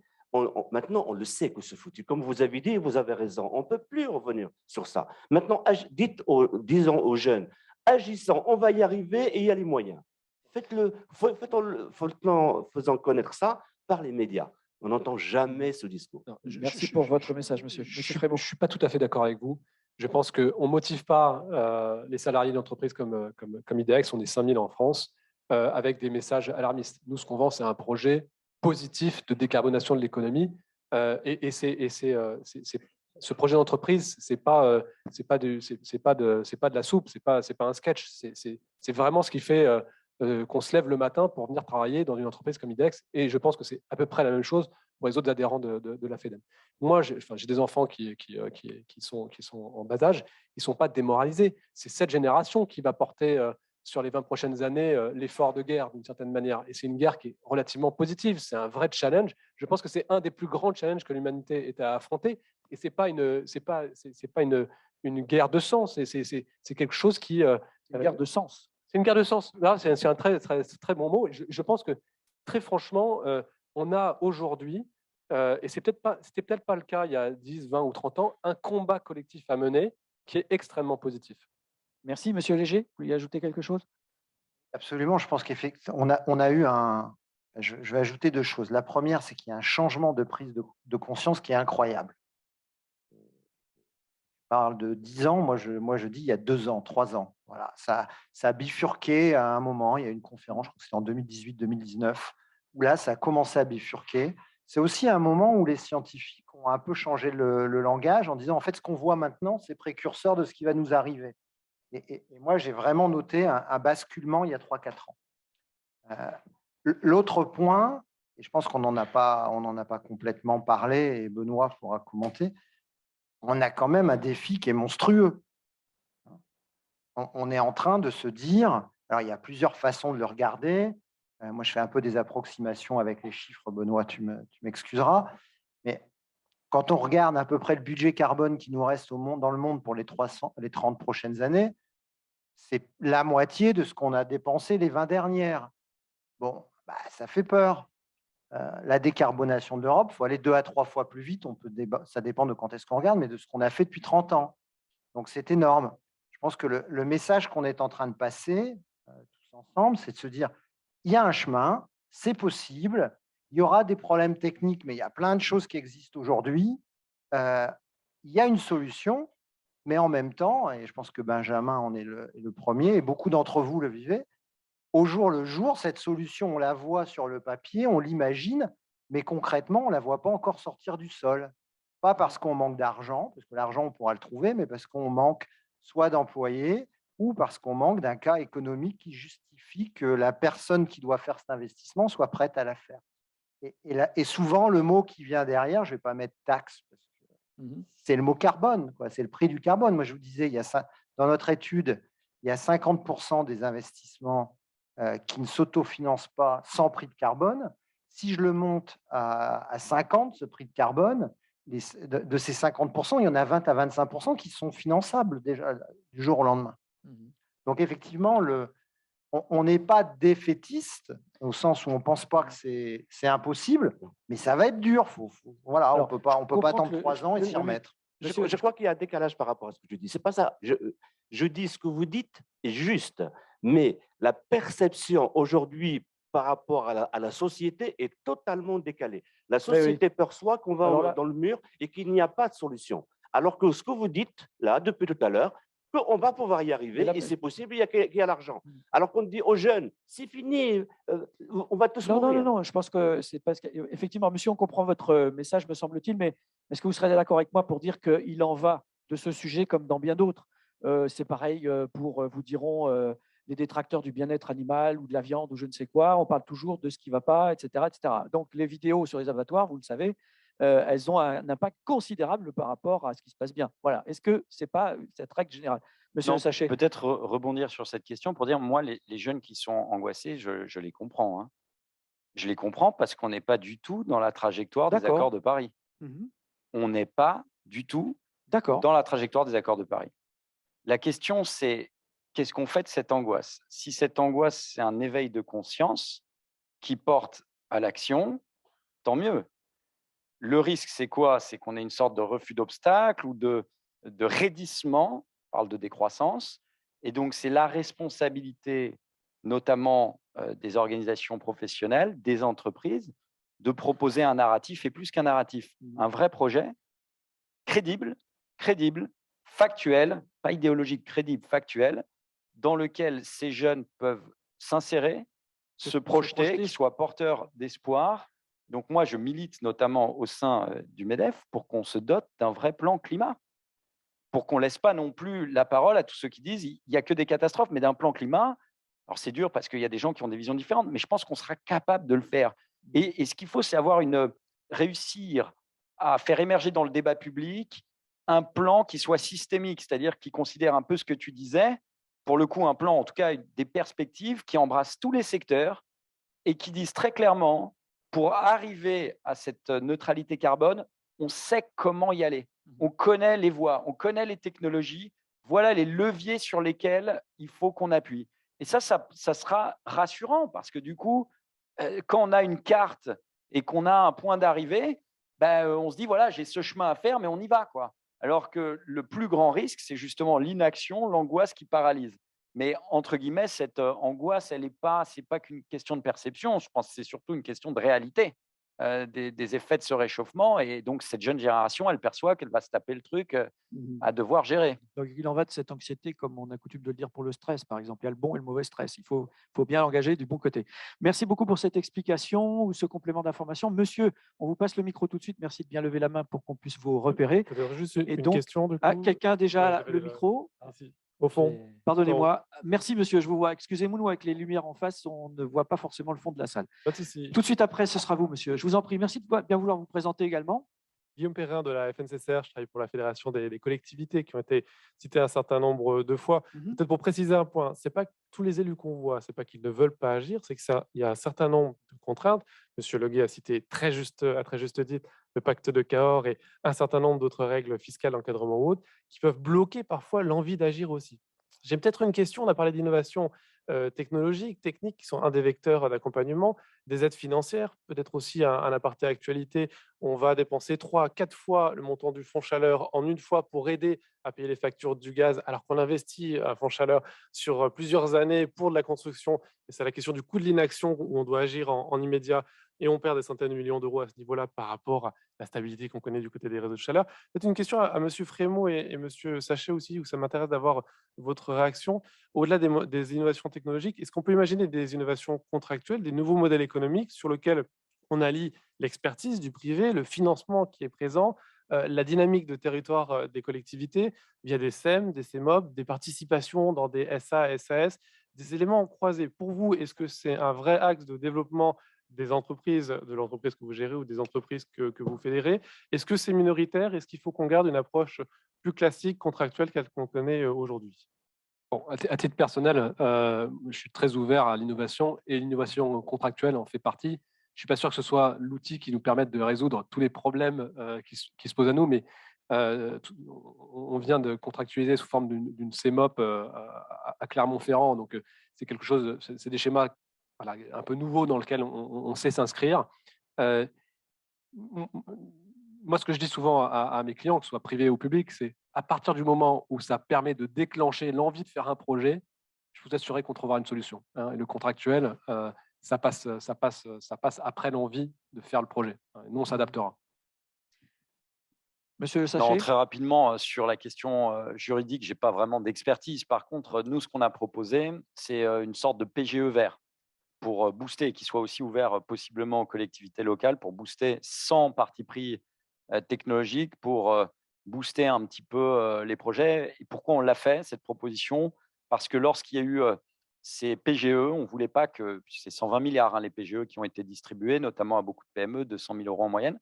On ne voulait pas qu'il y ait de contrepartie aux PGE, parce que les PGE, tels qu'ils avaient été conçus, c'était vraiment pour mettre sous cloche, sauver, mettre un garrot à l'hémorragie, et ce n'était pas pour orienter les entreprises, etc. C'était vraiment pour les sauver à court terme.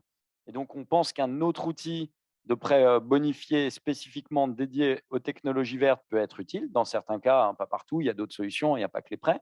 Mais en tout cas, ça pourrait être quelque chose de puissant parce qu'en fait, le PGE a été très approprié, il est très lisible, il est très simple, il a été distribué par les réseaux bancaires privés très rapidement. Et donc aujourd'hui, quand on a un outil qui est simple, que tout le monde comprend, on essaye de bâtir dessus pour que ce soit immédiatement opérationnel. Vous voulez ajouter quelque chose? Oui, Très je vite, pense que dans cette cette droite ligne, c'est vrai que permettre aux collectivités de s'endetter plus et cibler cet endettement sur des projets verts, ça me paraît être une direction qu'il faut regarder. Aujourd'hui, c'est interdit par l'État, donc il y a des choses qui ne peuvent pas être faites dans le domaine, et donc on ne débloque pas un certain nombre de projets parce que simplement, il faut que la collectivité ait les crédits budgétaires associés, et ça, ce serait effectivement une bonne idée à poursuivre. Merci beaucoup. Madame Perrol, vous êtes toujours avec nous. Vous avez entendu les échanges précédents. Alors certes, vous êtes une élue au niveau national, mais Vous avez parlé de tout l'intérêt, effectivement, de démultiplier les choses au niveau territorial. Est-ce que vous souhaitez ajouter quelque chose par rapport à cette question?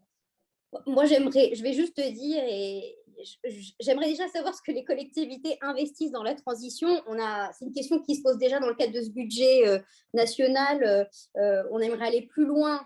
Moi, j'ai porté une initiative qui s'appelle le budget vert, qui vise en gros à dire on demande aux Français d'être exemplaires, on demande aux entreprises d'être exemplaires, regardons déjà ce que fait l'État. Et en gros, à quel point les dépenses de l'État, toutes les dépenses de l'État sont compatibles ou non avec nos objectifs environnementaux, pas que les objectifs climat, mais les objectifs biodiversité, etc.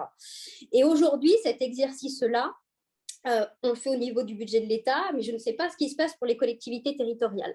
Et donc, avant, et je sais que Benoît Leguet, avec I4C, c'est un travail qui commence à être mené, avec un enjeu majeur qui n'est pas uniquement celui de la transition, parce qu'on a beaucoup parlé de la transition écologique, mais celui de l'adaptation au changement climatique.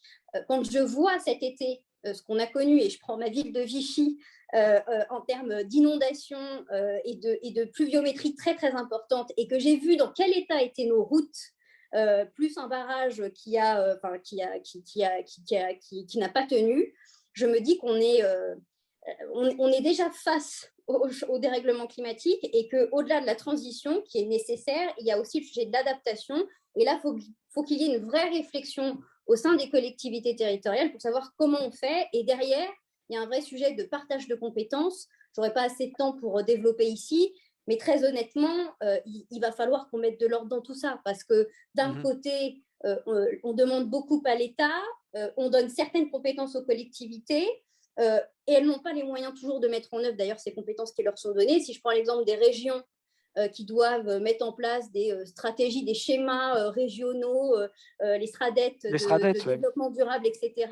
Bon, bah, très bien, ils font des schémas, ils se mettent des objectifs de développement des énergies renouvelables, et puis en fait, après, ils n'ont plus les outils pour décider de oui ou non, je décide de mettre ou pas des éoliennes ici, des panneaux photovoltaïques. Et donc, au-delà et avant d'aller vers des nouveaux outils de financement, etc., moi, je crois qu'il va falloir très, très vite mettre de l'ordre dans ces compétences, qui fait quoi. Et derrière, il y a plein de mécanismes financiers qui s'enclenchent, la fiscalité, etc., parce que réclamer une part de TICPE et donc de contribution climat-énergie, comme certains le demandent aujourd'hui, notamment l'organisation Amorce, moi j'ai été très claire avec eux, non, à l'heure actuelle, je ne suis pas favorable, parce que je ne sais pas ce qu'on vient financer si aujourd'hui on décide d'affecter une part de TICPE à ces collectivités-là. Et d'ailleurs, quelles collectivités? Parce que dans l'Allier, par exemple, les plans climat, air, énergie, c'est porté par le syndicat d'électricité. Donc, même pas par le département, à travers un syndicat. Dans d'autres départements, c'est avec les EPCI. Dans d'autres départements, c'est avec le département. Donc, ce n'est pas si simple que ça. Il n'y a pas de solution là aussi en la matière unique. Mais prenons les sujets les uns après les autres. Et pour moi, le sujet numéro 1, c'est remettre dans l'ordre dans les compétences. Et une fois qu'on donne une compétence, on donne les moyens d'agir et potentiellement les moyens financiers d'agir. Merci beaucoup, Madame Perrol. Monsieur, je ne vous oublie pas, mais si vous permettez, j'ai vu que Monsieur Leguet faisait mine d'intervenir tout à l'heure. Juste, comme je sais que vous avez des réponses courtes, pour ça que je me permets de vous passer le micro et la parole. Voilà, juste 2 mots là-dessus sur vos recommandations éventuelles sur la manière d'arbitrer, justement de manière pertinente, quand on est face à ce genre de dilemme. En fait, on a anticipé l'appel de Bénédicte, puisqu'effectivement, l'État a mis en place sa démarche de budget vert pour voir ce qui est vert, ce qui est moins vert dans le budget. Et on s'est dit, ça serait pas mal que les collectivités locales, qui sont, sauf erreur de ma part, les premières pourvoyeuses d'investissement public, aient aussi une idée de ce qui est vert, pas vert dans leur budget. Donc, on les a aidés à co-construire une démarche d'évaluation climat de leur budget. Donc, on l'a construit avec 6 collectivités pilotes, Lille, Ville et Métropole, Ville et Métropole, c'est 2, Strasbourg, Grand Lyon, Paris, et il m'en manque une, maintenant ça faisait peut-être que 5. On est en train de le populariser à travers France Urbaine, l'AMF, l'ADEME qui a pris ça dans le label Citergie. Ça serait peut-être aussi, demain, toutes les collectivités qui font leur évaluation climat de leur budget seront peut-être demain des bons clients pour vous, parce qu'elles pourront se poser la question, est-ce que je fais ça, ou est-ce que je fais ça vert en plus, quitte à y mettre un peu plus de moyens, et puis je sanctuarise les moyens dans mon budget. Merci, Monsieur Leguet. Vous voyez, ce n'était pas du 2e degré quand je vous disais que Monsieur Leguet faisait des réponses courtes. Il fait des réponses très impactantes. En tout cas, monsieur, c'est à vous. Merci de bien vouloir vous présenter également et nous faire part de votre question, nous dire peut-être à qui elle s'adresse. Bonjour, Jean-Christophe de Lalande, Veolia. Alors, ma question sera peut-être un petit peu longue, mais je vais assez Il nous reste vraiment l'a Juste quelques posée. Alors, minutes elle pour se s'adresse faire. plutôt à Madame Perrol, mais je serais ravi d'entendre l'ensemble des intervenants y répondre. Je partage les constats. Je suis heureux de voir qu'il y a un scénario net zéro qui soit possible avec les technologies existantes et à venir. J'ai beaucoup entendu dans les échanges de solutions liées à l'offre décarbonée. Les entreprises que nous représentons, que je représente, ont des solutions efficaces pour cette décarbonation. Les collectivités, on a vu, ont des solutions à proposer. Maintenant, une économie, elle fonctionne sur un équilibre production et consommation. Et comment faire en sorte que nous soyons tous des consommateurs net zéro et comment les pouvoirs publics, en premier lieu, peuvent diriger les consommateurs, les citoyens, vers cette consommation décarbonée. Alors, on a entendu Madame la ministre ce matin parler de MaPrimeRénov', d'obligation de raccordement au réseau. Ça, c'est des mesures qui en font partie. Mais comment, de manière plus large, arriver à pousser vers le scénario net zéro de notre consommation? Merci, monsieur, pour cette question. Madame Perrol, je vous laisse réagir. Oui, merci. Moi, je pense que la réponse pour les consommateurs, elle est un peu la même que pour les entreprises, c'est la visibilité. Vous avez, je réponds de manière très concrète, vous avez, parce que vous avez mentionné MaPrimeRénov'. Aujourd'hui, quand un ménage décide de rénover sa maison, de faire des travaux notamment d'isolation, ou alors de changer de mode de chauffage, je ne suis pas convaincue qu'il ait toujours une vision très, très claire des solutions qui lui soient proposées, ou plutôt, il peut avoir une vision très claire des solutions proposées, mais ce vers quoi il doit aller. Et les solutions aussi adéquates, parce que les artisans, si demain vous voulez passer du gaz à des énergies renouvelables, peut-être un mixte géothermie, panneaux photovoltaïques sur votre toit, etc., eh bien l'artisan, il est un peu démuni. Mais d'ailleurs, même ceux qui conseillent, nous, on a une maison de l'habitat à Vichy qui est absolument géniale, les agents font un travail formidable, mais eux-mêmes sont un peu... ils ne savent pas trop quoi nous conseiller, parce que le gaz reste, alors avec modération, mais restait jusqu'à présent quand même une énergie qui était assez peu chère. Et on n'a pas toutes les solutions aujourd'hui, et les artisans ne savent pas toujours faire. On n'a pas tous les artisans qu'il nous faut pour mettre des panneaux photovoltaïques, faire de la géothermie, etc. Et donc, c'est compliqué pour le ménage d'avoir de la visibilité. Après, voilà, ça, c'est une réponse très pratico-pratique. Et puis après, il y a tous les dispositifs d'accompagnement qui parfois aussi ne sont pas exactement adaptés aux besoins des ménages, notamment les plus précaires, c'est-à-dire qu'on fait une partie du chemin, mais pas tout le chemin. Je prendrai un exemple, la prime pour changer votre véhicule. Aujourd'hui, pour les ménages les plus précaires, et quand je dis les plus précaires, prenez même quelqu'un au SMIC, même avec la prime mobilité aujourd'hui à disposition, avec le seuil le plus important, le ménage, s'il a un reste à charge de 1 000 €, ce qui est, selon ce que nous disent les associations, à peu près ce qu'il y a comme reste à charge, on peut pas le prendre le ménage ne peut pas le prendre en charge. Donc, en fait, il faut qu'on aille plus loin dans les solutions qu'on propose et qu'on les adapte davantage aux besoins des ménages. Merci, Madame Perrol. Une question suivante. Il nous reste très peu de temps pour y répondre, mais je vous en prie, monsieur, je vous invite à vous présenter également. Oui, bonjour, Daniel Asselier. Je voudrais mettre en garde quand même, surtout, on parle beaucoup d'investissements décarbonés. Donc, la France s'engage pour une décarbonation, l'Europe aussi, mais il ne faut quand même pas oublier au niveau national.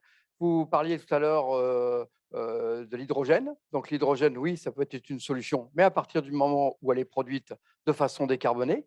Vous parliez des panneaux solaires. C'est pas, de mon point de vue, c'est pas vraiment une véritable solution parce qu'au niveau de sa production, c'est loin d'être décarboné, sans compter que la durée de vie est quand même relativement limitée et qu'en plus, la production réelle par rapport à la puissance installée est relativement faible. Donc, je pense que les vrais projets qui devraient être financés par l'État, c'est ceux qui sont le plus près d'une situation totalement décarbonée. Et c'est là qu'il faut que l'État, et là je reviens à ce qui vient d'être dit, c'est là qu'il faut que l'État montre l'exemple en retenant elle-même des solutions qui sont les plus décarbonées pour que les particuliers, les industriels aient un vrai message et pas un faux message. On entend parler de remplacer le nucléaire par des productions d'électricité au gaz. Je ne suis pas persuadé que ça soit vraiment la solution. Voilà. Merci, monsieur, pour votre message. Comme vous l'avez compris, les différentes questions qui vous sont proposées sont également des possibilités d'intervenir sous forme de contribution, comme vous venez de le faire. Monsieur, une toute dernière question. On va vous passer le micro dans un instant ici. Ah, monsieur, il y a déjà une main levée. Alors, je ne sais pas si nous aurons le temps, monsieur, de vous passer la parole. Je préfère m'en excuser par avance, mais monsieur qui avait le micro, je vous laisse également vous présenter, Oui, nous faire Bruno part de votre Boileau, contribution. LLC, avocat et associé. Je voudrais faire une correction significative aux propos de Madame la députée pour lui dire que nous accompagnons des régions, des départements, des métropoles et des intercommunalités dans leur stratégie énergétique. Et honnêtement, ça fait 15 ans qu'on le fait et elles n'ont pas attendu l'État pour être exemplaires dans le domaine de la transition énergétique, que ce soit aujourd'hui vers la production d'ENR sur leurs bâtiments ou dans la mise en œuvre de projets d'efficacité énergétique. Le patrimoine des départements et des régions, et en particulier le patrimoine scolaire, est absolument exemplaire de gestion, y compris sur le plan énergétique. Je serais curieux de savoir si le patrimoine de l'État est dans le même état que celui des collectivités locales. Madame Perrol, 2 mots là-dessus. Alors, je me suis sûrement très mal exprimée parce que je n'ai absolument pas remis en cause les politiques que mènent les collectivités territoriales. Je dis que si on veut aujourd'hui atteindre nos objectifs, et l'État, c'est un tout, hein, il n'y a pas l'État et les collectivités territoriales, on est une république une et indivisible. Je dis juste que si on veut tous être alignés sur les objectifs que la France a, et donc État et collectivités territoriales, il faut qu'on répartisse mieux les efforts que les uns et les autres font. Et j'ai même dit qu'il fallait qu'on donne les moyens aux collectivités territoriales d'aller jusqu'au bout. C'est-à-dire que je prenais l'exemple des SRADET, on leur demande de fixer des objectifs dans ces schémas directeurs, et puis après, elles n'ont pas les moyens, et c'est elles-mêmes qui le disent, pour aller au bout du développement de ces stratégies-là. Mais en aucun cas, je n'ai dit que les collectivités n'agissaient pas en la matière.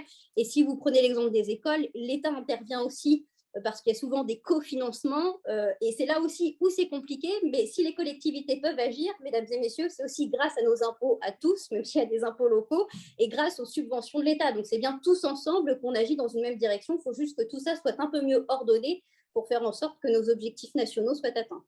Merci Madame Perrol. J'aurai une toute dernière question pour vous dans un instant, mais je vais proposer un exercice tout à fait improvisé à Monsieur Frémaux pour rester dans cette partie prospective et terminer dans la lancée de cette dernière partie de la table ronde. Je ne sais pas si je l'ai précisé tout à l'heure, mais vous êtes membre de l'Institut Montaigne, sauf erreur. Et pour faire simple, voilà, l'exercice est le suivant.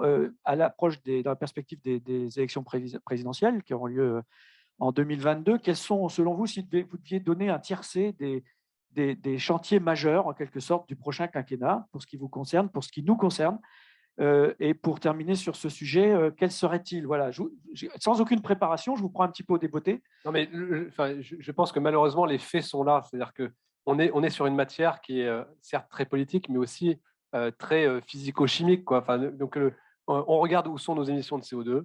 Elles sont dans le transport, dans le chauffage des bâtiments, pour commencer, un peu l'industrie, un peu l'agriculture. Et ça doit être ça, nos priorités. Comment on décarbone le transport? Comment on décarbone le chauffage dans le bâtiment? Donc, c'est une approche sectorielle plutôt que technique. Je pense qu'il faut une approche sectorielle. Il y a des outils, on en a parlé longuement aujourd'hui.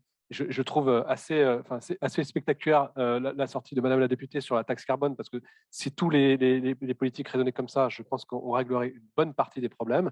Et je pense que je ferai en sorte que la taxe carbone soit sur la table dans le débat public, parce que ça va être un vrai sujet politique en 2022.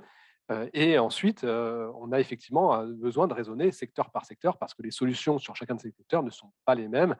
Il faut rentrer, malheureusement, on est dans certes un débat très politique, mais aussi très technique. Il faut rentrer main dans le cambouis pour traiter les problématiques auxquelles on fait face. Merci beaucoup. Madame Perrol, dernière question pour vous, pour terminer cette première table ronde.